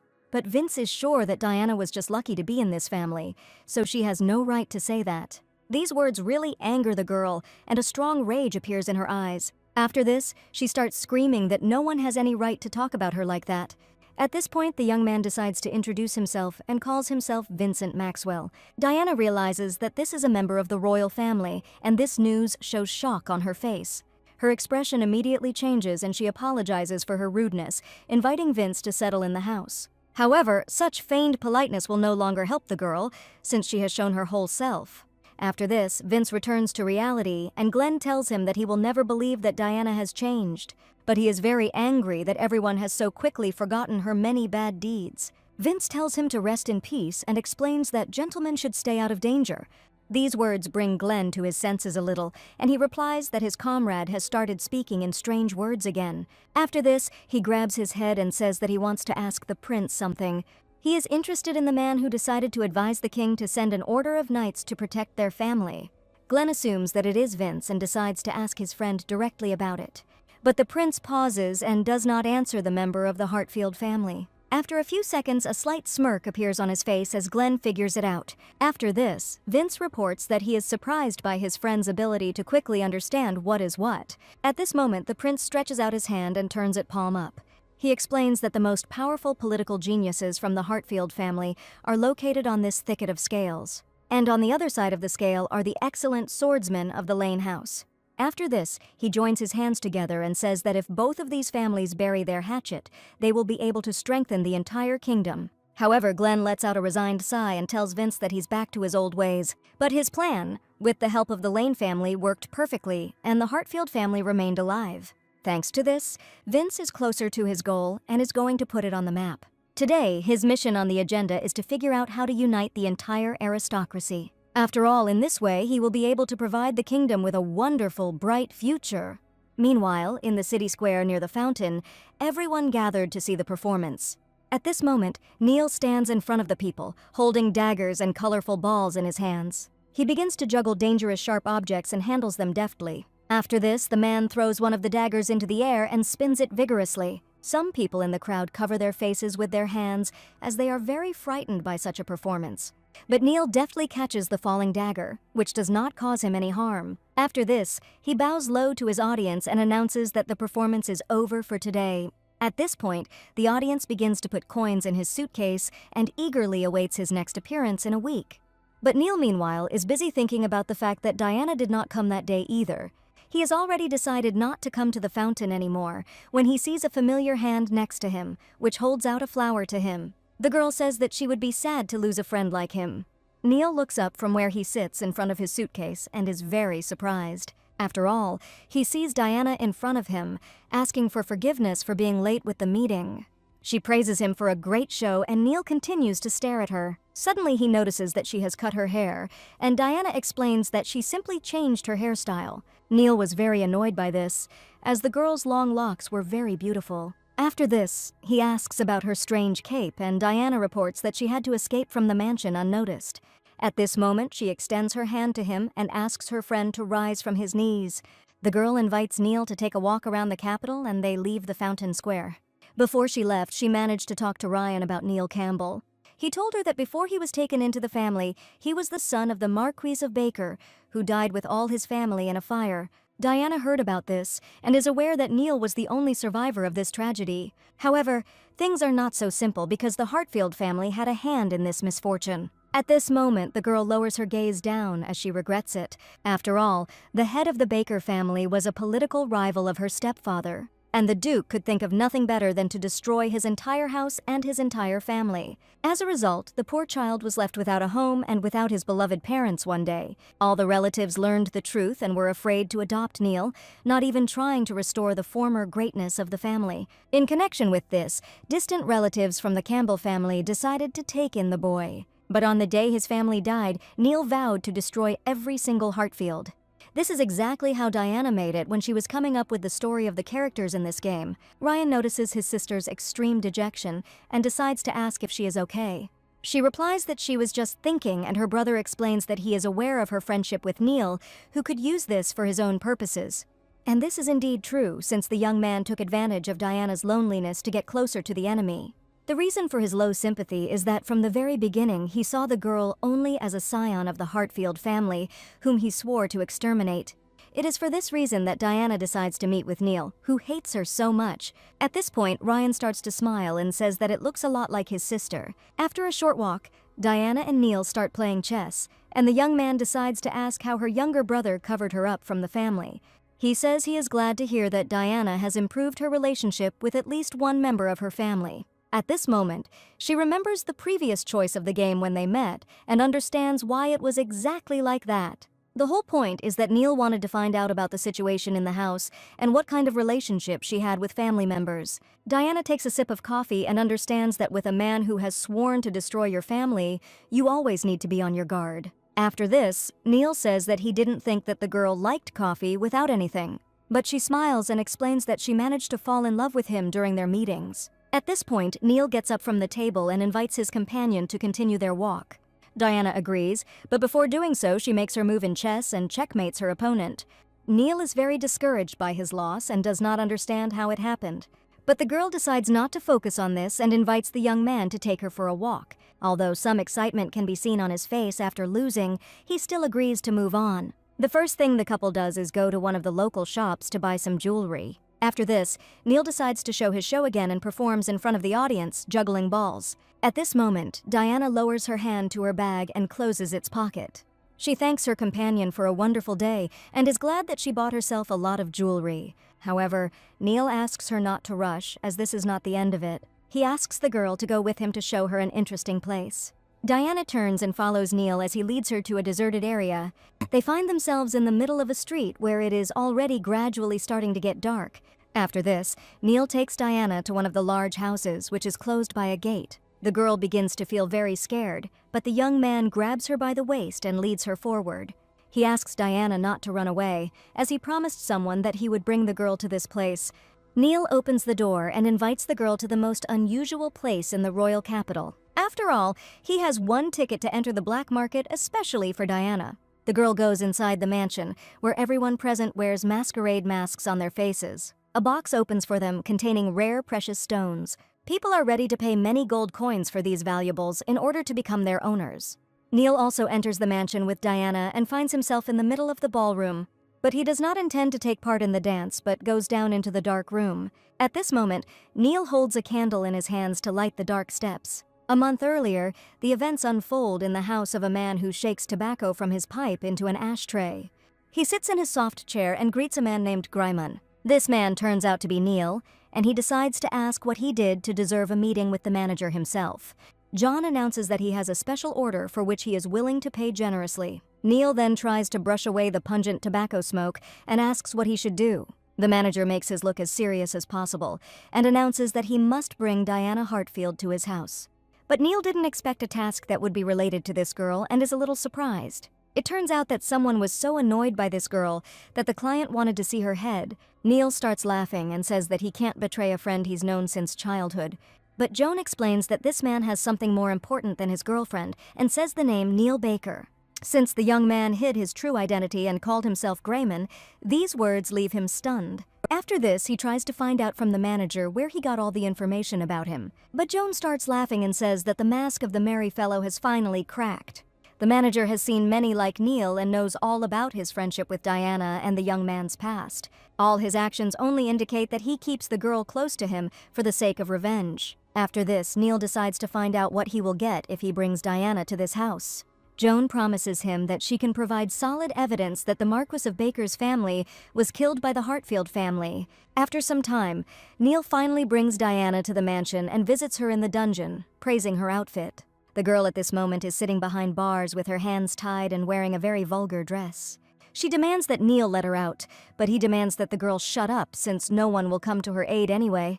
After that, she grabs the bars with her hands and tries to figure out why her friend brought her here. Neil explains that one client wants to buy her, or more precisely, her head. After such words, Diana is speechless and doesn't even know what to answer her opponent. However, Neil just laughs and explains that the girl was simply unlucky enough to run into some weirdo. But he decided that killing her right away would be too wasteful, so the young man decided to give the client her head and sell her organs. Horror appears on Diana's face, and she does not understand why Neil decided to do this to her. After these words, the young man says that he can be justified by the death of his family because of the Hartfields. Because of them, he lost his father and mother, as well as his beloved younger sister. These memories will never leave his head and will always appear in the form of a little boy who saw the death of his family.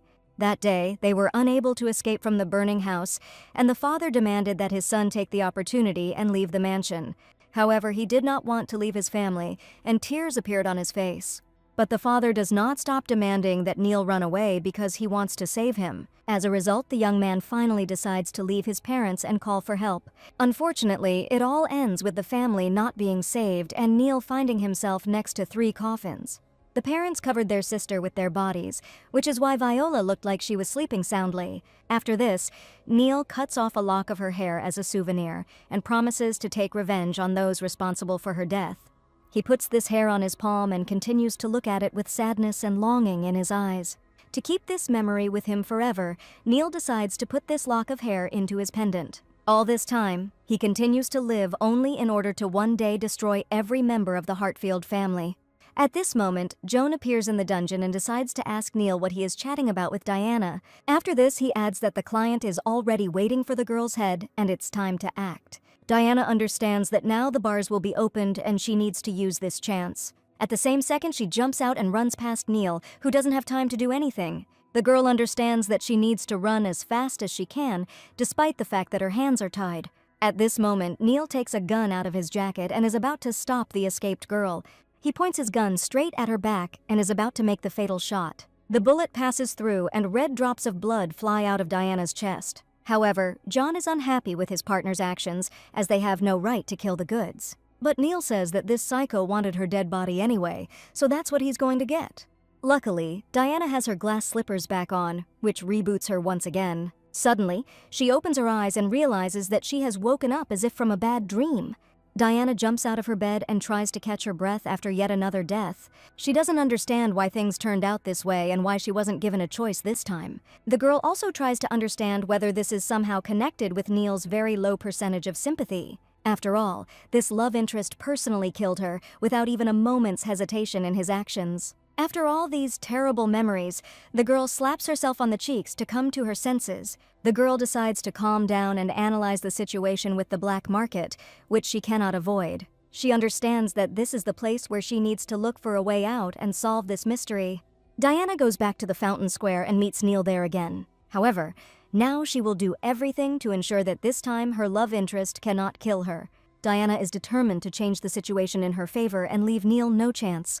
Meanwhile, the young man again looks at the girl with a surprised look, as he did not expect her sudden appearance. However, she ends up behind bars again, as she did not receive a single clue during the entire walk. At that moment, the thought comes to her mind that these clues must be in this place. After this, Neil appears again near the bars and repeats his phrase about how this vulgar outfit suits the girl. She again demands to be released, but the kidnapper demands that she sit quietly and wait for her turn. At this point, she grabs the bars with her hands and tries to persuade Neil to listen to her. But the kidnapper has no intention of showing compassion for her and merely places the sole of his shoe on the metal bars of the prison. After this, Neil starts laughing and demands that Diana shut up immediately. Then he asks the question, did the girl really not understand everything the first time? But suddenly Diana is faced with her first choice, which asks her to continue to resist. She understands that if she does nothing, she will simply die, so she decides not to remain silent in this situation. After this, Neil opens the bars and says that this is a pathetic situation for the girl. Diana runs outside again, but sees no more clues from the game. At this moment, Neil grabs her hand and prevents the girl from escaping from the dungeon. He covers her mouth with a handkerchief and tells her that she won't succeed. Then Diana realizes that everything before her eyes begins to swim, and she loses consciousness. After this, her limp body falls into the arms of her captor, who is pleased with the silence that has formed around him. Suddenly, Joan appears in front of him and asks what he did with the girl. Neil explains that he simply cooled her ardor and that Diana is actually fine. The manager informs them that it is time for them to move, as the client has decided to sell her as an ordinary city girl. But Neil is unhappy with such a low price, since this girl is the daughter of an influential duke. However, Joan explains that this is just a cover so that the right client will look at it himself and others will not have time to buy it. Sometime later, Diana finds herself at an auction, sitting on a chair as an ordinary commodity. She is described as a commoner who has not yet regained consciousness. After this, a lively trade begins, with everyone offering their price.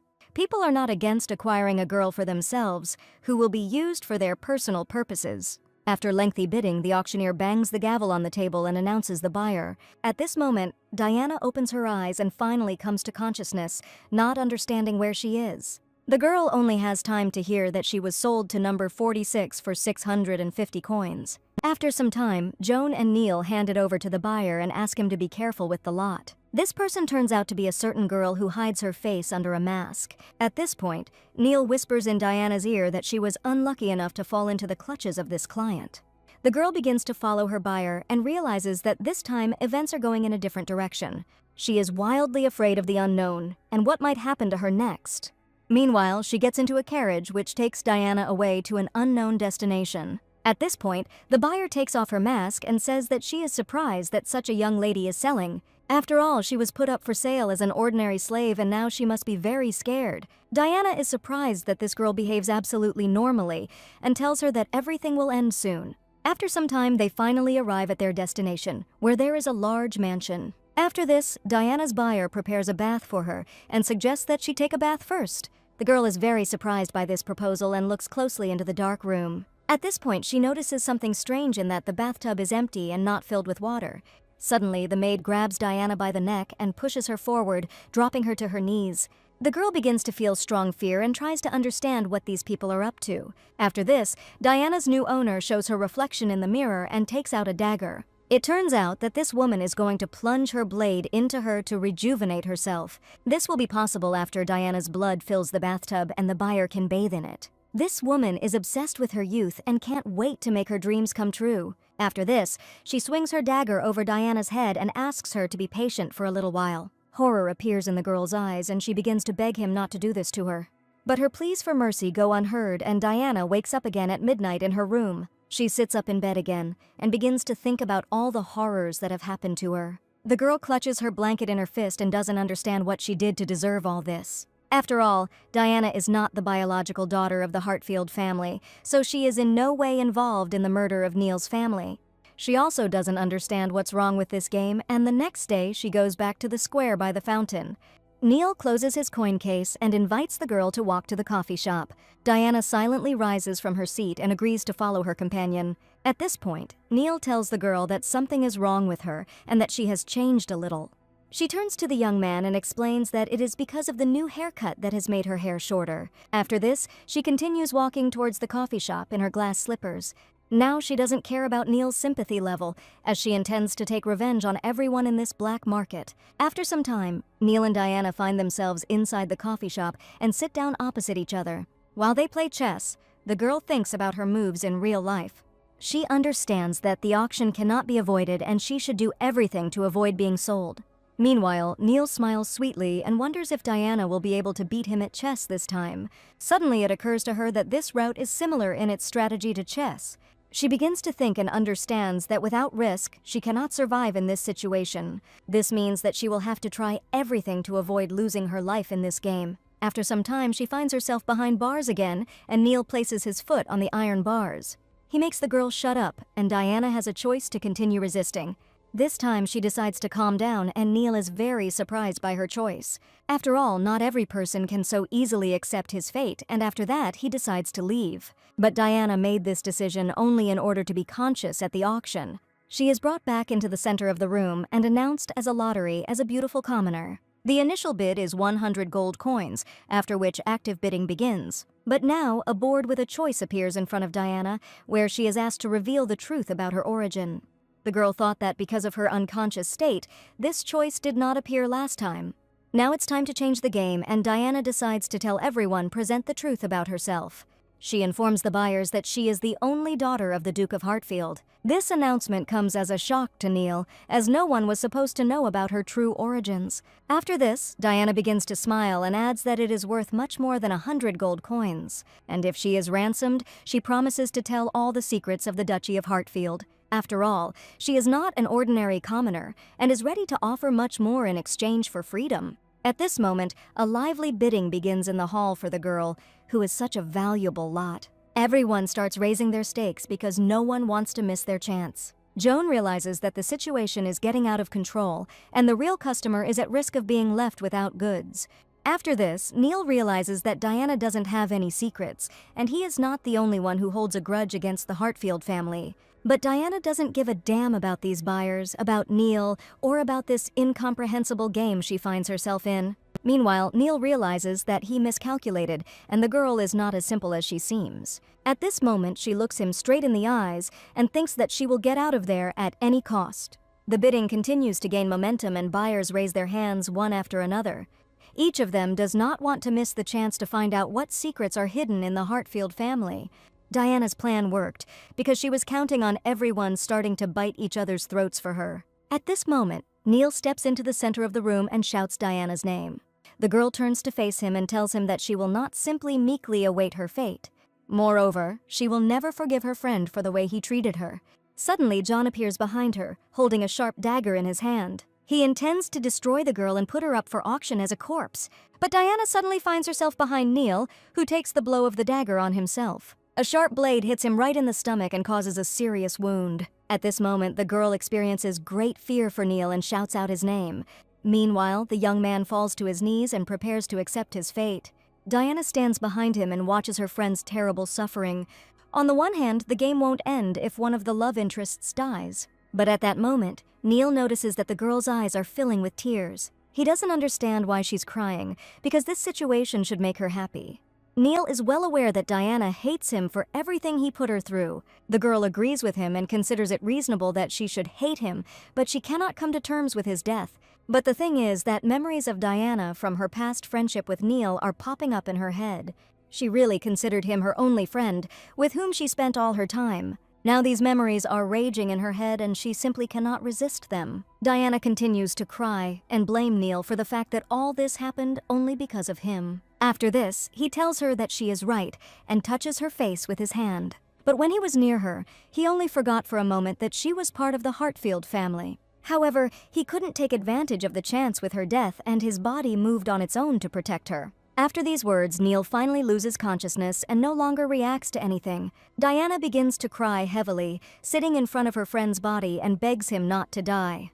But at that moment, Joan takes out a gun and accuses the girl of failing the bidding. Now she must pay for it with her life, and a bullet pierces her body at that very moment. After this, the lifeless bodies of two friends appear in the center of the hall under the spotlights.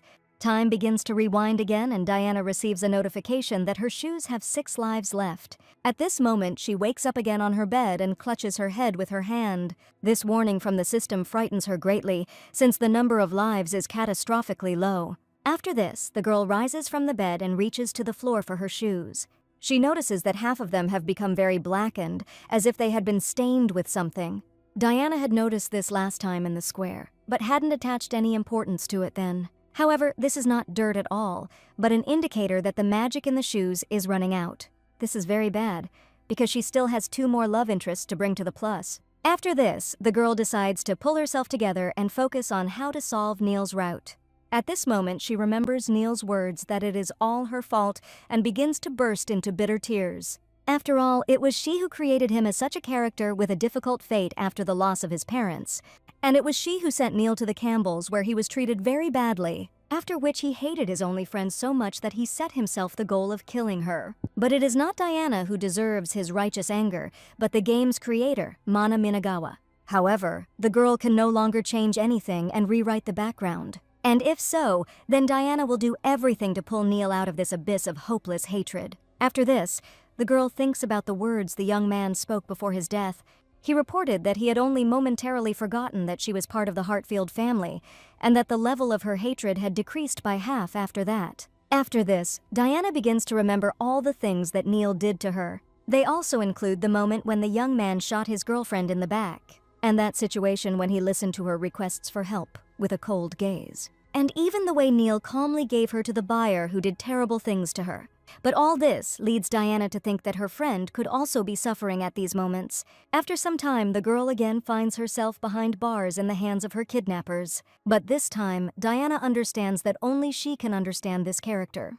Neil is filled with revenge for his family and has vowed to kill all the Hartfields, but only when he is around Diana does he experience dissonance in his soul. By playing on his confusion, the girl can lure Neil to her side. After some time, she again finds herself at an auction in the middle of a huge hall. At this moment, she looks ahead and focuses her gaze on Niall.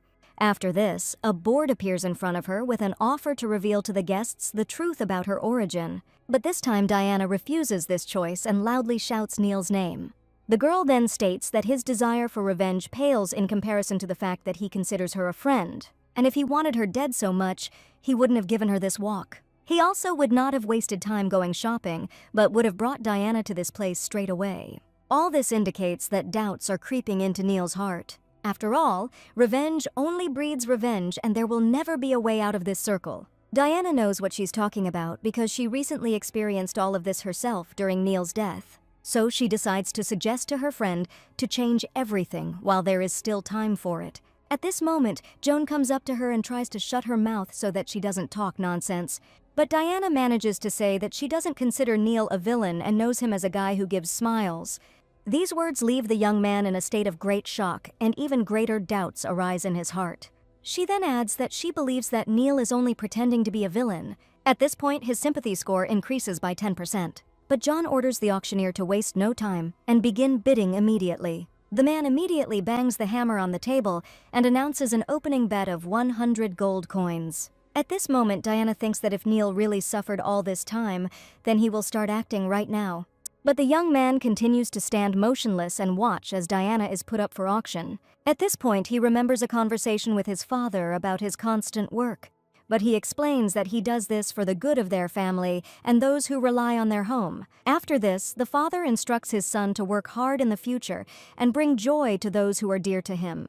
These words made the little boy think and accept his dad's request. After all, he was always an example of a bright and pure attitude towards all people. But after the death of his parents, Neil could not remember their faces, seeing only their blurry outline. At this point, he takes a step forward and his sympathy score increases by another 2%. After this, it reaches -12% and Neil accelerates strongly towards Diana. After all, even if he lives for revenge, the young man will never disobey the words of his father.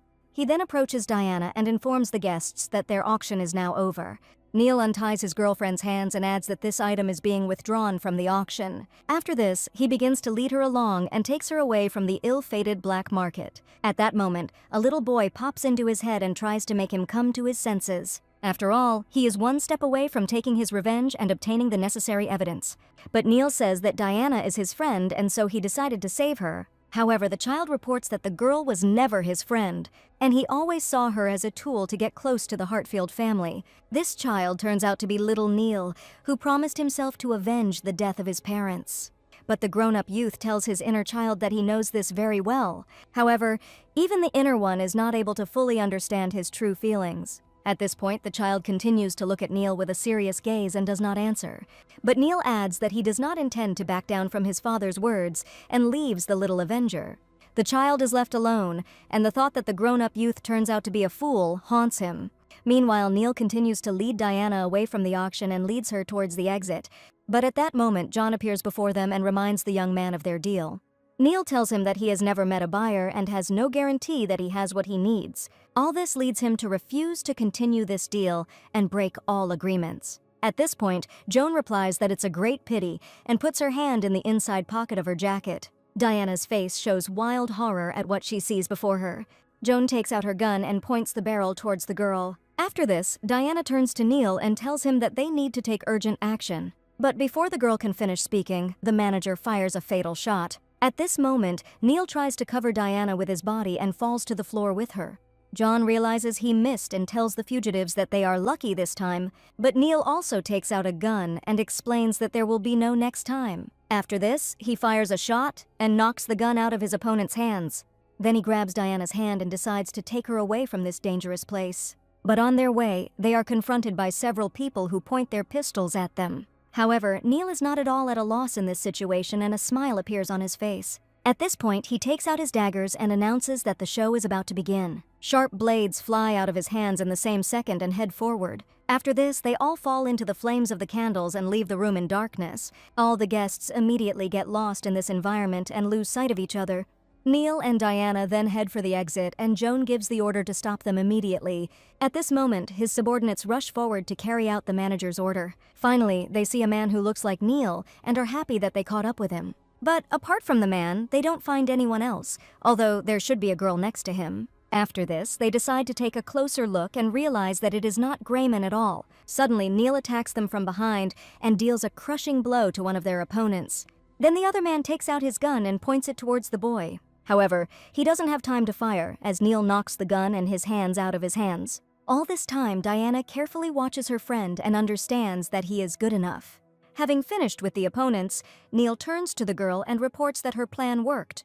But he decides to joke and says that with ash in her hair, she looks like an ash princess. After this, Diana remembers the moment when they were hiding from their pursuers. Finding herself in a room with a fireplace, she sees a sign with an offer to use the ashes to disguise herself as Neil. At this point, she was just lucky enough to find another clue, after which she returns her friend's jacket. But Neil doesn't react to the girl in any way and silently looks at her hair. After this, he begins to shake the ashes off them to return Diana to her former appearance. After some time, the young man finally cleans the girl's curls. Then he touches her face with his hands and tries to understand who she really is. Diana focuses her gaze on Neil and decides to ask him what he means. At this point, the young man explains that the real Diana would never have thought of such a thing.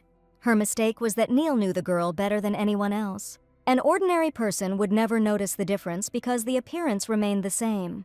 Neil was really the only one who noticed a big change in Diana's behavior. But even he contains within himself the roles of several personalities, and therefore cannot make such a claim. And Diana is a character that Mana created in her own image, and she will always remain herself. After these words, the girl touches Neil's mask with her hands and is about to take it off. At this point, she tells him that he understands perfectly well what the girl means. Suddenly, Neil's likability score increases and reaches -8%. He then says that he has a strong feeling that she is fooling him, but this time he will turn a blind eye to it. After this, Neil picks up the jacket and begins to put it on his body. But Diana is still tormented by the question of who really wanted to take possession of her head. All that is known is that this man was willing to pay a lot of money, and the girl understands that this could be the same man that Elliot described. In that case, Neil is not involved in these events, but suddenly they both hear the sound of a door opening. At that moment, a man in a robe and with a hood on his head appears in front of them. He wears a mask on his face and walks towards Neil and Diana, holding a lamp in his hands. After this, he releases it from his fingers and deliberately drops it on the floor. Flames begin to flare up around her, and Neil covers Diana with his body, grabbing the daggers. The mysterious man then turns around and walks back, deciding to set the place on fire. Diana shields herself from the flames with her hand and wonders if the villain did it just to kill her. After this, she turns to Neil and asks him to leave the fire immediately. However, the young man falls into a stupor and all the daggers fall out of his hands. Despite Diana's best efforts to call him and bring him to his senses, Neil cannot hear her. All his attention is focused on the flame, which takes him back to past memories. A picture of his parents being in the same fire and unable to do anything appears before his eyes. But Diana doesn't give up and grabs her friend's hand, trying to guide him towards the exit. After this, Neil still succumbs to her manipulation and leaves with the girl. Meanwhile, real panic begins in the building, and the guests run away in different directions.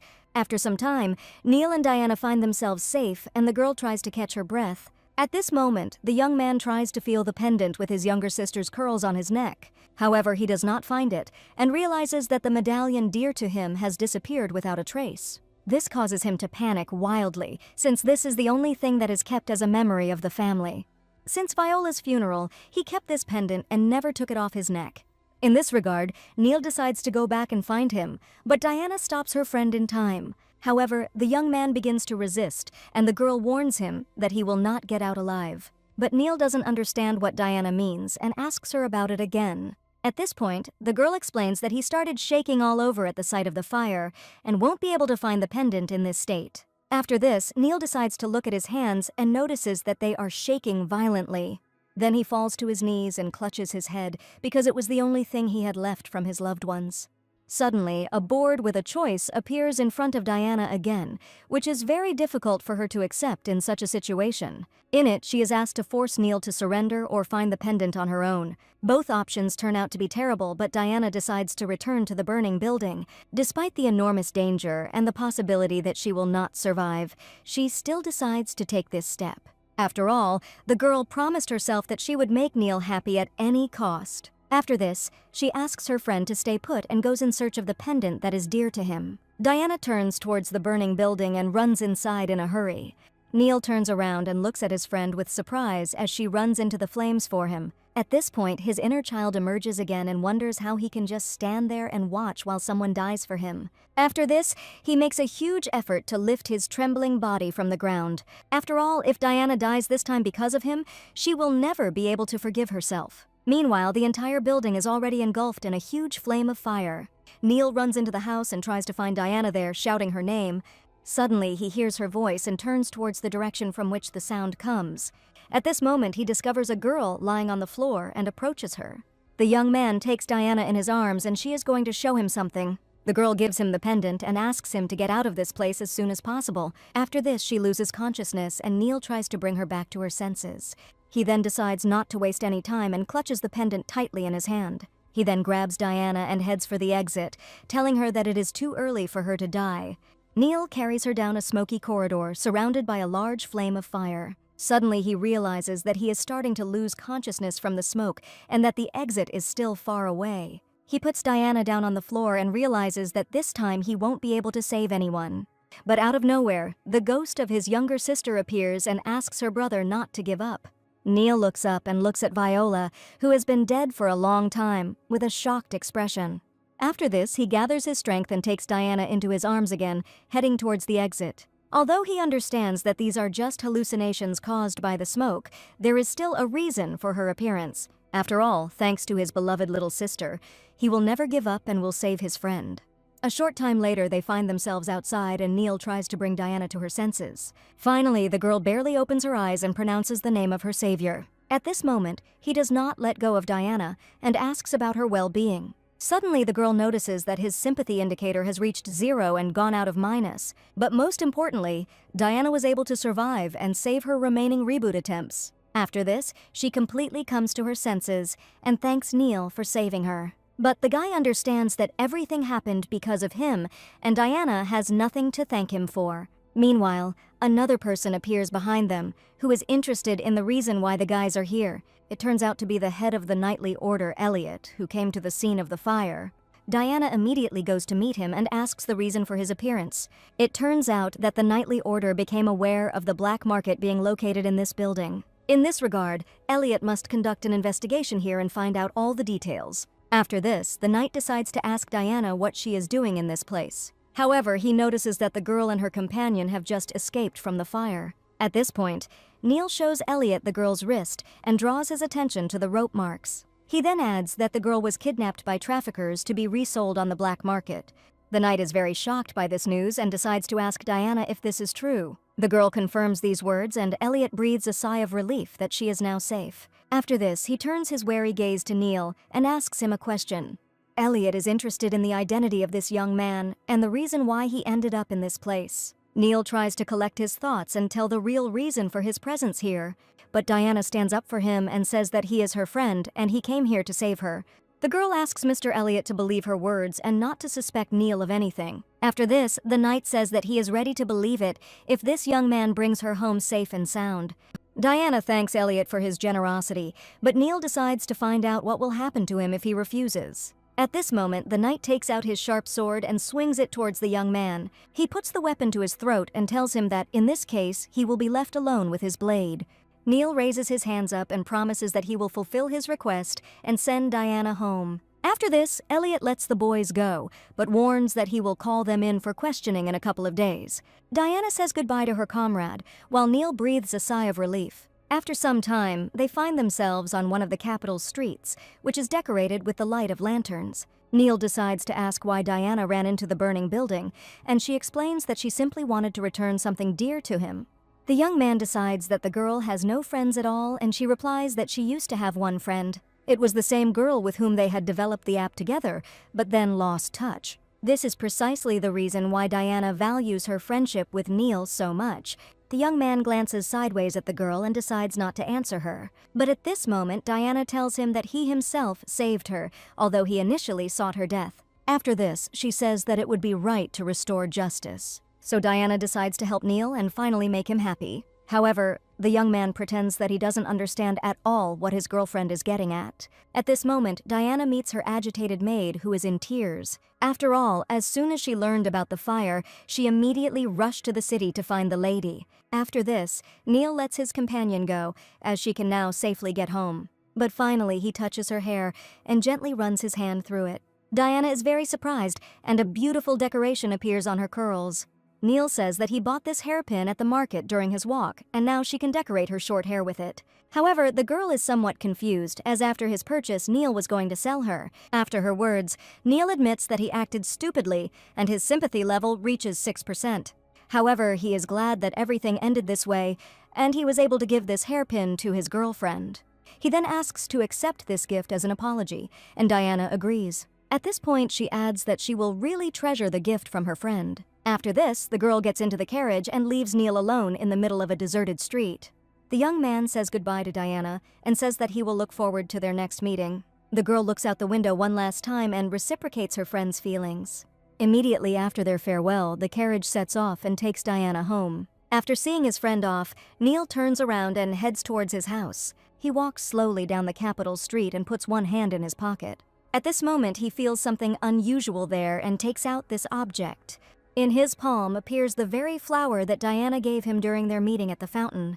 She then praised Neil for a great show and greeted him warmly. In connection with this, the young man understands that he did save this flower that time. After Viola's death, only her dead face remained in his memory, but other memories still surface. For example, how his little sister gave him exactly the same flower after his tricks. She liked them very much and thanked her brother for showing them to her.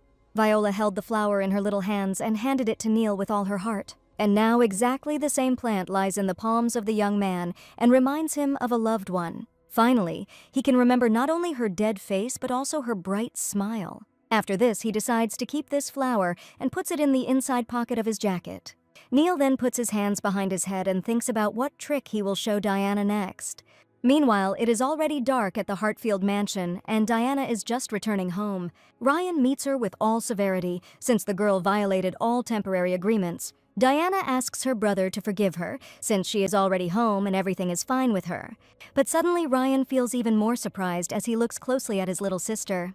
He notices her indecent appearance, and Diana explains that she ended up on the black market. After this, she tells him the details of the whole story, and Ryan faints. A new day dawns, and it would seem that there is no trace left of the terrible events of the past. Diana, meanwhile, is in the garden and wearing the very same hairpin that Neil gave her.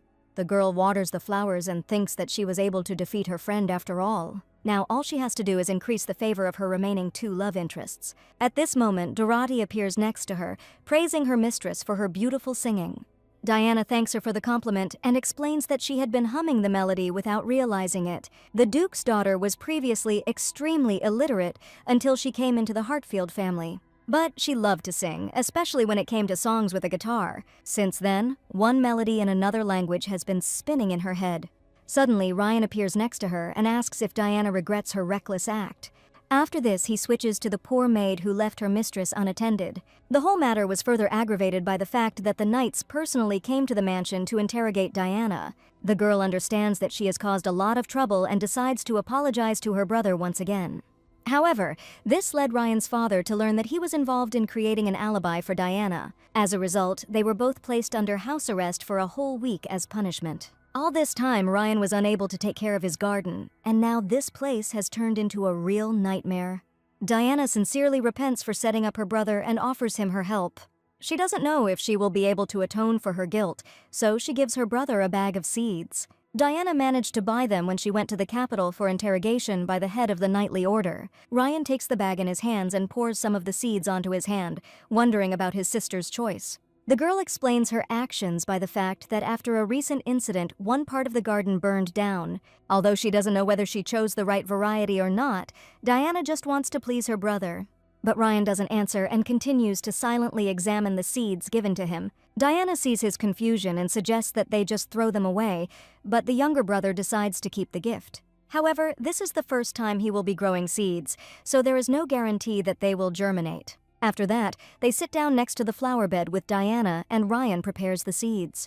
Then he makes 2 small holes in the ground to plant the future flowers. Next, Ryan begins pouring seeds into the dug holes and finishes planting the plants. Meanwhile, complete peace reigns in the royal palace and only the sun's rays illuminate the walls of the rooms. Glenn decides to visit Vince again and sits down with him at the table to talk. At this point, their conversation is interrupted by a man who addresses the heir to the royal family. This man turns out to be Vince's father, who is interested in his return visit to an important place. Glenn immediately bows to the king, but the prince did not expect to see the king at his place.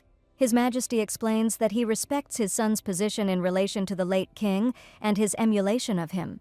But before the king can finish speaking, Vince replies that this is not an imitation. After all, if you don't get closer to people, then there can be no talk of their support. However, his father reminds Vince that the previous king was killed by his own people. At that time, the ruler sat on his horse and warmly greeted the inhabitants of the capital. But at one point, some ill-wisher takes out his pistol and makes a fatal shot. However, Vince does not think that the method of oppressing people is good, so he follows in the footsteps of the previous king. However, his father explains that the monarchy must continue to demonstrate to the people the authority of those at the top. But Vince continues to insist on his own, and reports that the repressions will lead to the emergence of an anti-monarchist ideology among the population. The black market where the knights had recently gone was an example of this, and weapons were also sold there. At this point, the king asks Vince if he is sure about this, and the prince states that it is the absolute truth. After this, His Majesty begins to feel displeased that such things were being done right under his nose. Vince then adds that gun control to prevent rebellion is pointless. After these words, the king turns around and declares that it would be better not to take any action. Vince is very hurt by this decision and calls his father a coward. At this point, the heir to the royal family decides to leave, but his father informs him that the conversation is not over yet. Vince turns his head towards the ruler and explains that it is now time for the test, and he needs to go. After this, he heads towards the exit of the room and slams the door behind him. After some time, Vince gets into a carriage, which he uses to set off on important royal business. All this time, he thinks about his last conversation with his father, who was never able to understand him. But Vince's position is explained by the fact that some anti-monarchy groups are seeking to establish a parliament, which could lead to unrest. In this regard, he plans to become king as quickly as possible and create an ideal country. However, the existing foundation is still not sufficient to change the ruler. The situation is further complicated by the fact that Vince does not have a fiancée who could strengthen his position in society. At this point, his thoughts are abruptly interrupted as the helmsman of the carriage announces that they have arrived at their destination. Vince goes outside and is faced with a multitude of small orphaned children. Meanwhile, a letter from the royal palace arrives in the Duchy of Hartfield. The head of the family opens the envelope and carefully reads the contents of this message. After this, the Duke decides that the contents of the letter could be an excellent opportunity for their family to strengthen their position. After some time, the head of the family tells his children that he has received invitations to the ball. The event will take place at the royal palace, and Diana will make her debut there. However, no one expected such an honor for the villain, and Glenn and his sister show very surprised faces. The father notices their bewilderment, but Diana promises that she will try to do everything possible for a successful debut. At this moment, she realizes that in this way she will be able to meet Vincent in the palace and lure him to her side. After some time, Glenn goes to his father's office and tries to find out the reason why he wants to arrange Diana's marriage to Vincent. Although the girl is not considered a bargaining chip, it will still be good if she receives the status of His Highness's bride. After this, the head of the family recalls Diana's education and adds that she has impeccable etiquette. The only problem that remains is its origin, but nothing can be done about it. At this moment, Glenn hits the table and demands that his father stop joking like that because he can't laugh at other people's fates. A strong rage appears in his eyes, and the young man declares that he and other people are not his father's toys. But the head of the family asks his son to be careful with such expressions, since he simply works for his family. However, Glenn does not calm down and continues to show a rebellious spirit, considering all these words to be a lie. After all, the Duke's goal is to completely control this country from behind the scenes. After this, Glenn states that in that case, they should set some conditions on his father's venture. Meanwhile, Diana and Ryan head out into the garden to appreciate the fruits of their labor. The flowers that grew from the seeds have already blossomed, and they both enjoy seeing how the garden is gradually changing. Now Diana understands why her younger half-brother loves this place so much. At this point, she notices that Ryan's affection stat has already reached 16%.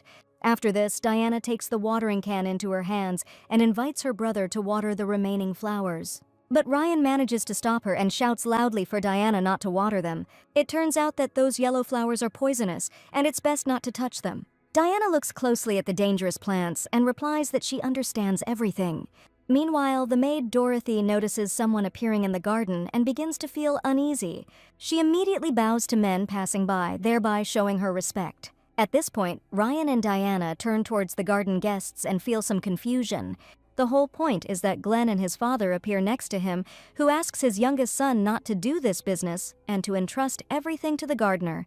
But Ryan decides to change the subject and asks the Duke what he might need. To this, the head of the family replies that Glenn warned him about the concerns regarding the royal banquet. In connection with this, a dance will be planned at the Marquis of Casey's house this evening, and Diana must go to it with her older brother. These words shock the girl, since such a sudden event was not part of her plans. However, this will only be a test to see if Diana is worthy of visiting the royal palace. Therefore, the Duke asks the girl to allow Glenn to accompany her and then make a decision.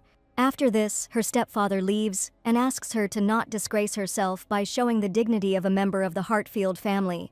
But Glenn's sympathy stat is still in the negative, which will make this task much more difficult for Diana. However, she does not intend to suffer defeat because her brother treats her badly. Now Diana has no choice but to defeat Glenn at today's tryout. Finally, that very moment comes, and the girl meets her brother on the street. He tells her that she has kept him waiting too long, but at the same moment he is speechless at the sight of her. After all, he sees Diana wearing a delightful off-the-shoulder dress that highlights her beautiful figure. Glenn begins to feel very excited at the sight of his stepsister being so beautiful. However, he tries not to show her his emotions and calmly offers the girl his hand. Diana is very surprised by this gesture, but the young man explains that his accompaniment is connected with exceptional nobility. But Glenn finds a reason to be sarcastic even in this situation and adds that his sister should also learn some manners. After that, they set off on their journey, and Diana realizes that it will be difficult for her to increase the sympathy of such a grumpy person. After some time, they find themselves in the possession of the Marquis Casey mansion and are preparing to get out of the carriage. At this moment, the door opens, and a difficult moment comes again in Diana's game. Glenn offers her his hand again and tells her that she needs to watch her steps. She sweetly thanks her brother for his concern and pretends that they have a wonderful relationship. And this is not done in vain, because at this moment many people are watching their behavior. However, sparks of genuine hatred never cease to sparkle between these half-brother and sister. At this time, Ryan and his parents are at home and having dinner in their dining room. The head of the family takes a glass of red wine in his hand and shakes it a little. Now the moment had come for him to find out the situation that was happening at the ball. At this time, in the house of Marquis Casey, the arrival of the eldest son Glenn from the Hartfield family is announced. Along with him, Diana appears on the threshold, not missing the opportunity to put on the glass slippers. But now few people care about this, because all attention is focused on her appearance and extraordinary charm. Glenn takes his companion by the hand and leads her to the center of the room, under the admiring glances of other people. After this, he and Diana approach the Marquis himself and thank him for the invitation. At this point, Diana curtsies and says that she is glad to meet the head of this house. The Marquis is enchanted by the sight of his guest and replies that it is a great honor for him to meet such a princess. He is also joined by his daughter Noel, who is also happy to see these people in her home. After this, the Marquise's daughter asks her father to let Diana go with her to show her the mansion. The owner of the house agrees and will only be glad if the girls get along with each other, so now the last word remains with Glenn. At this, the young man smiles sweetly and lets his companion go, asking her to be careful. After a while, the girls find themselves in a spacious hallway of the house, where they look at paintings. Noel reports that one of them was painted by a very great artist, and next to it is her father's favorite statue. At this moment, Diana carefully examines all the valuables and realizes that there is too much luxury in this house. However, the Marquise's daughter notices her absorption in thoughts and tries to regain the girl's attention. After all, Noel hasn't yet had time to show off all the beauty of her home, and there are many interesting things ahead of them. But the whole situation seems too strange to Diana, as there are fewer and fewer people around. Suddenly, Noel tells her that she made a big mistake by agreeing to go with her. Diana tries to ask the girl again about her words, as she cannot believe what she heard. However, Noel doesn't answer and just swings his hand. After this, she hits herself on the cheek and leaves a red mark on her face from the slap. But even that doesn't shock Diana as much as what Noel is going to do next. After all, the girl begins to push aside her father's favorite statuette and explains that she has always disliked the Hartfield family for their rudeness. She then adds that Diana looks like the daughter of a prostitute and at the same moment pushes the statue. The crash from the fall is so loud that it reaches all the way into the ballroom. Everyone immediately heads towards the frightening sound and finds Noel sitting on the floor. The girl starts to cry and says that Lady Diana suddenly got angry and beat her. Moreover, she even broke her father's precious statuette and thus responded to the desire to be friends with her. No matter how Diana tries to justify herself, Glenn understands that she has fallen into a trap. Now we can rest assured that his sister failed this exam. But his joy is short-lived as all attention turns to him. The thing is that Noli's father believes Glenn is involved in this crime and begins to publicly accuse him. He believes that it was Diana's brother who gave her the order to beat his daughter, and with these words, he greatly shocks the young man.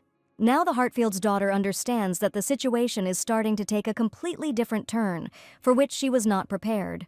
And the Marquis adds that this family wants to put him in an awkward position, since they themselves have already made it in life. But Glenn also doesn't understand what kind of nonsense the owner of the house is talking about and why he decided to drag his entire family into this. Meanwhile, everyone begins to discuss what happened and is not at all surprised by Diana's actions. However, no matter how much she was to blame, first of all, it was Glenn who did not keep an eye on her. This whole situation puts the members of the Hartfield family in a difficult position, but Glenn understands that all this was initially done with the aim of humiliating him and Diana. His sister also realizes that she is not the only one involved in all this, and that things are really bad. After all this time she thought that this was a test of her etiquette, but she was wrong. After this, the girl decides to grab her brother by the hand and lead him away from people. Diana does not say a word and quickly leaves the ill-fated place. At this point, Glenn states that their escape will only make things worse, and they shouldn't have done it. However, his sister explains that she is not the only one involved in this check. The whole point is that now everyone will be watching how they deal with this problem. After her words, Glenn understands that his father decided to test him, and this makes him very angry.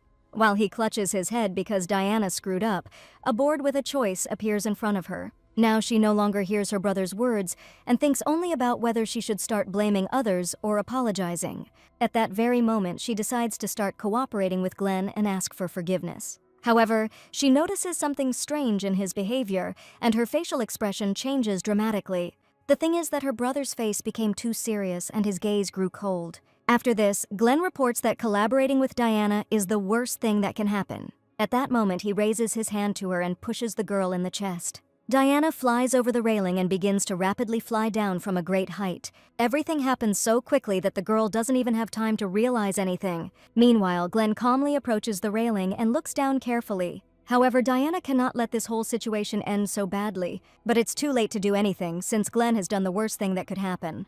Diana's lifeless body lies on the floor of the house where she was just betrayed by a member of her family. After this, her brother decides to calmly go downstairs to approach the girl. At this moment, a large number of people run to this place together with the owner of the house. They notice a situation where Glenn is leaning over his sister's body, grieving over the fact that she decided to kill herself. But Diana can no longer answer anything and somehow restore the lost justice. After this, all the people go down to Glenn and ask him to explain what happened here.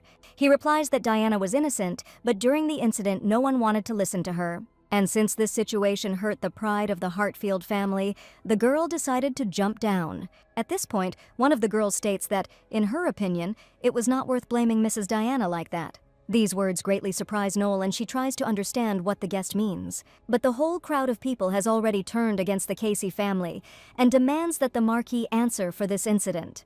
At this point, the owner of the house decides to somehow resolve the conflict and asks everyone to calm down. Meanwhile, Diana continues to lie on the floor and hears every word said. She can also clearly see her stepbrother's smirk, but she can't even move her lips. After this, she realizes that this situation is not even worth going through a life crisis. At that very second, time begins to rewind again and resets Diana to the starting point. The girl wakes up in her room and sees that the clock shows exactly midnight. At this moment, she realizes that Glenn has decided to turn her into his pawn and thus hide the shame. As expected, he is still the heir of a bloody family and can kill a person without any hesitation. However, Diana remembers that Glenn does not want to be like his father. After all, she created a character who fights against this injustice. Diana is even sure that in normal mode there was a similar scene with the main character. In it, Glenn wanted to change this house to protect the people dear to him. After this, the girl remembers the moment where her brother is next to his mother and newborn Ryan. His mother carefully takes the bundle containing the baby and hands it to Glenn. Although he was still little then, he loved his recently born brother with all his heart. After Ryan is in Glenn's arms, his face begins to glow with unusual joy. Even his mother notices this and explains that the baby looks very happy in his older brother's arms. A special bond is formed between them that cannot be destroyed by anything. And when Ryan grew up a little, he never stopped running after Glenn and rejoicing at his appearance. In one such situation, his older brother asked him not to run along the corridors of the house because it was unsafe. At that very moment, Ryan stumbles and falls to the floor, confirming Glenn's words. However, the young man understands that things are much worse and his face changes dramatically. The thing is that his younger brother was a very sickly child when he was a child. And after this situation, Ryan became very ill and even took to bed, where his mother looked after him. At that moment, Glenn was very worried about his brother, and his mother asked him to get some sleep. But he can't leave Ryan because he can't cope with this anxiety. However, his mother warns him that his younger brother will be very sad if Glenn gets sick too. After these words, he decides to listen to his mother and goes to his room through the large hall of the house. At this moment, he hears the voice of his father and the doctor, who are talking about something. Glenn decides to eavesdrop on their conversation and begins to quietly watch them through the half-open door. The doctor explains that Ryan was born weak and can easily get sick when the weather changes. The situation is further complicated by the fact that such ailments may continue in the future. After this verdict, the Duke says that in that case he does not need this child. Glenn hears all these words perfectly well and begins to experience incredible horror. And his father also adds that Ryan is just a spare, and with such a weak body he is useless. The doctor understands perfectly well what the head of the Hartfields is getting at, and asks to be given the opportunity to take care of everything. He suggests poisoning the child and making it look like he himself is dying from the disease. Glenn begins to experience even more shock as he realizes that his beloved brother is about to be killed. After this, he decides not to hesitate and quickly runs through the corridors of his house. At one point, the young man stops and tries to understand what he should do now. Suddenly, his mother appears behind him, asking him to go to bed early. But now it's night, and she doesn't understand what her son is doing in the hall at such a late hour. At this moment, he turns to her with his upset face and tries to ask the main question. Meanwhile, outside the mansion, everything is calm, as if there are no problems inside this house. But the mother sees her child's great fear and is ready to listen to him attentively. After this, Glenn asks if Ryan is really going to be killed. To this, Mom replies that she won't allow this to happen and will definitely come up with something. She asks her son to calm down and not worry about this anymore. After this, the whole family goes to bed while the bright moon shines in the sky. The next morning, Mom and Glenn go to Ryan's room and sit by his bed. At this moment, a doctor comes in and tells them that it is time to take their medication. The mother notices a flask of liquid on his tray and realizes that this must kill her son. After this, she takes this poison into her hands and the doctor does not have time to react to it. She then brings this deadly liquid to her mouth and begins to drink it. Drop by drop, the poison penetrates her body and almost nothing remains inside the flask. Meanwhile, the doctor's facial expression changes dramatically and begins to show severe shock. Glenn also experiences an extraordinary horror as he realizes that his mother drank poison. After this, the flask falls from the mother's hands and begins to fall down, leaving drops of deadly liquid on the hem of her dress. The girl herself falls after her, leaving her lifeless body and traces of broken glass on the floor. At this moment, servants burst into the room and see a terrifying picture before them. They understand that the owner of the house was poisoned, but the doctor tries in every way to justify himself and says that some kind of mistake occurred. Suddenly, the Duke appears on the scene and demands that this noise stop. There is absolute calm and composure on his face, as well as disappointment from the whole situation. After his appearance, the head of the family says that he regrets trusting the doctor's medical skills. Without saying another word, he asks for the man to be taken away, and the servants immediately comply with his request. After this, Glenn learned that the doctor had committed suicide in his own cell, but he did not believe that he had left life voluntarily. The young man is sure that his father killed him to silence him forever and not reveal the truth. Fortunately, after some time, his mother comes to her senses and asks Glenn for forgiveness. But her son is only interested in the answer to the question of why she took Ryan's medicine. After this, she pauses for a moment and thinks seriously about something. Then the mother reports that after the news of Ryan's planned poisoning, this medicine seemed suspicious to her and she drank it. After all, the only way to find out everything was to test it on yourself. And since the incident will now be on everyone's lips, it will be difficult for the poisoner to get close to Ryan. Suddenly, Mother starts coughing and Glenn is seriously worried about her condition. But she tells him that she is fine, and that after a little rest, she will be able to recover quickly. After this, she extends her hands forward and asks Glenn to come to her. At this moment, the mother hugs her son tightly, which he did not expect at all. She then asks Glenn to take care of his little brother for her. After some time, his mother dies, never having coped with the consequences of the poisoning. Glenn and Ryan stand at her grave and cannot believe that their mother is no longer with them. Her eldest son remembers his mother's words that she should get better. At this point, Ryan starts to cry heavily because he doesn't understand the reason for his mother's death. Now Glenn feels very sorry for his brother because he dragged his mother into this whole situation. After this, he remembers her last request that he take care of his younger brother. Since then, Glenn has made it his goal to protect Ryan at any cost and fulfill his mother's request. Now he intends to destroy all enemies no matter what method he has to use. At this moment, Diana returns to reality as she remembered everything about this character. This is the exact story she came up with for Glenn when she was involved in creating this game. But now, if she chooses the second option, she will face a deadly outcome. However, she still hasn't found any clues, so she needs to start looking for them. Meanwhile, it is deep night in the mansion and everyone is already asleep, so Diana quietly goes to one of the rooms of the house. She goes into the library and takes a lit candle with her to find the information she needs. The girl opens one of the books and carefully reads what is written in it. One of the pages depicts the very same poisonous flower that she recently saw in the garden. At that moment, Ryan forbade his sister to touch him, as it was very dangerous. After this, the evening of the ball arrives and Diana gets into the carriage and goes to the Marquise's house. She decides that she needs to talk to Glenn about everything before the event starts. At this moment, she focuses her gaze on her brother and chooses the right words. Diana tells him that her father is checking not only her but him too, which leaves the young man feeling bewildered. She then adds that their behavior at the ball determines the reputation of the house and they need to be more careful. After her words, Glenn becomes very tense and realizes that Diana is aware of everything that is happening. So he decides to ask what she wants to achieve from him in that case.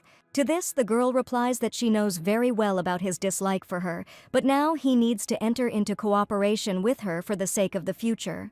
Diana knows very well that Glenn wants to change this house and offers him a solution for this. But he believes that his sister wants to take over their family from behind the scenes, and that is why she has changed her behavior so abruptly. However, the girl did not expect to hear such conclusions and was a little puzzled by this. After these words, she loses her temper and declares that there is no point in her doing this at all. At this moment, a sign appears to her indicating that Diana has managed to clear up the misunderstanding with Glenn. All this time, her brother believed that she would prevent him from removing the head of the house and therefore treated her with hostility. In this regard, she decides to add that she simply wanted a quiet life, so she changed her attitude. At this point, Glenn's sympathy score has improved by 5%, and he even admits his guilt in initially misunderstanding his sister's motives. However, this does not change the fact that he hates her, so he does not intend to cooperate with her. Glenn then adds that he can handle it on his own, and that Diana should do her best too. But his sister tries to reach out to him and asks if there is any point in such stubbornness. After all, in the end, he will still have to use the help of those around him. Otherwise, it turns out that all of Glenn's words about his intention to change this house are empty words. After this phrase, Diana's older brother loses his temper and abruptly gets up from his seat. But the girl grabs his hand and adds that such a hot-tempered person cannot make cold-blooded judgments, and they are not alone here. Therefore, he had better be careful with his actions and not make such mistakes. Diana understands that Glenn will not kill her in front of other people, and if she does not lure him to her side, then she will not see a different future. So she decides to continue her game and lets go of her older brother's hand. After this, Glenn reports that he knows and understands everything perfectly well without her. But all he wants is for Ryan to live happily and for no one to attempt on his life. At that moment, he remembers that very day when she stood in front of her mother's grave. After all, the words he spoke were what he promised his mother before she died. But Diana says that Ryan is not so helpless that he constantly needs someone's protection. After all, he himself helped Diana more than once, and each time he did it in the best possible way. All this leads to the fact that it is not so bad to rely on others, and Ryan understands this very well. At this moment, Glenn remembers his brother's words, where he asks him to help in one matter. These arguments make him calm down and think about everything Diana said. It turns out that for him, Ryan is still the boy who suffered in his bed. Glenn realizes that he has been a fool all this time, and his sympathy score improves by another 8%. Now he is ready to cooperate with Diana and agrees to help her the moment something happens. After this, they conclude a temporary truce, which is limited to this ball. After some time, the situation with Noel repeats itself, and she again begins to accuse Diana of the attack. Feigned bitter tears appear in her eyes, and the girl says that she just wanted to make friends.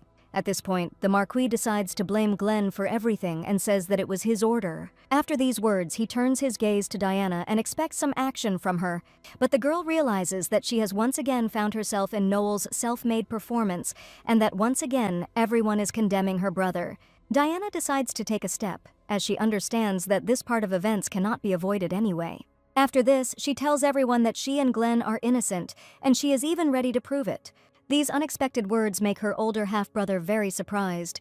The owners of the house are also shocked, as they do not expect their deception to be revealed. At this point, Diana announces that all attempts to trap and convict her will fail.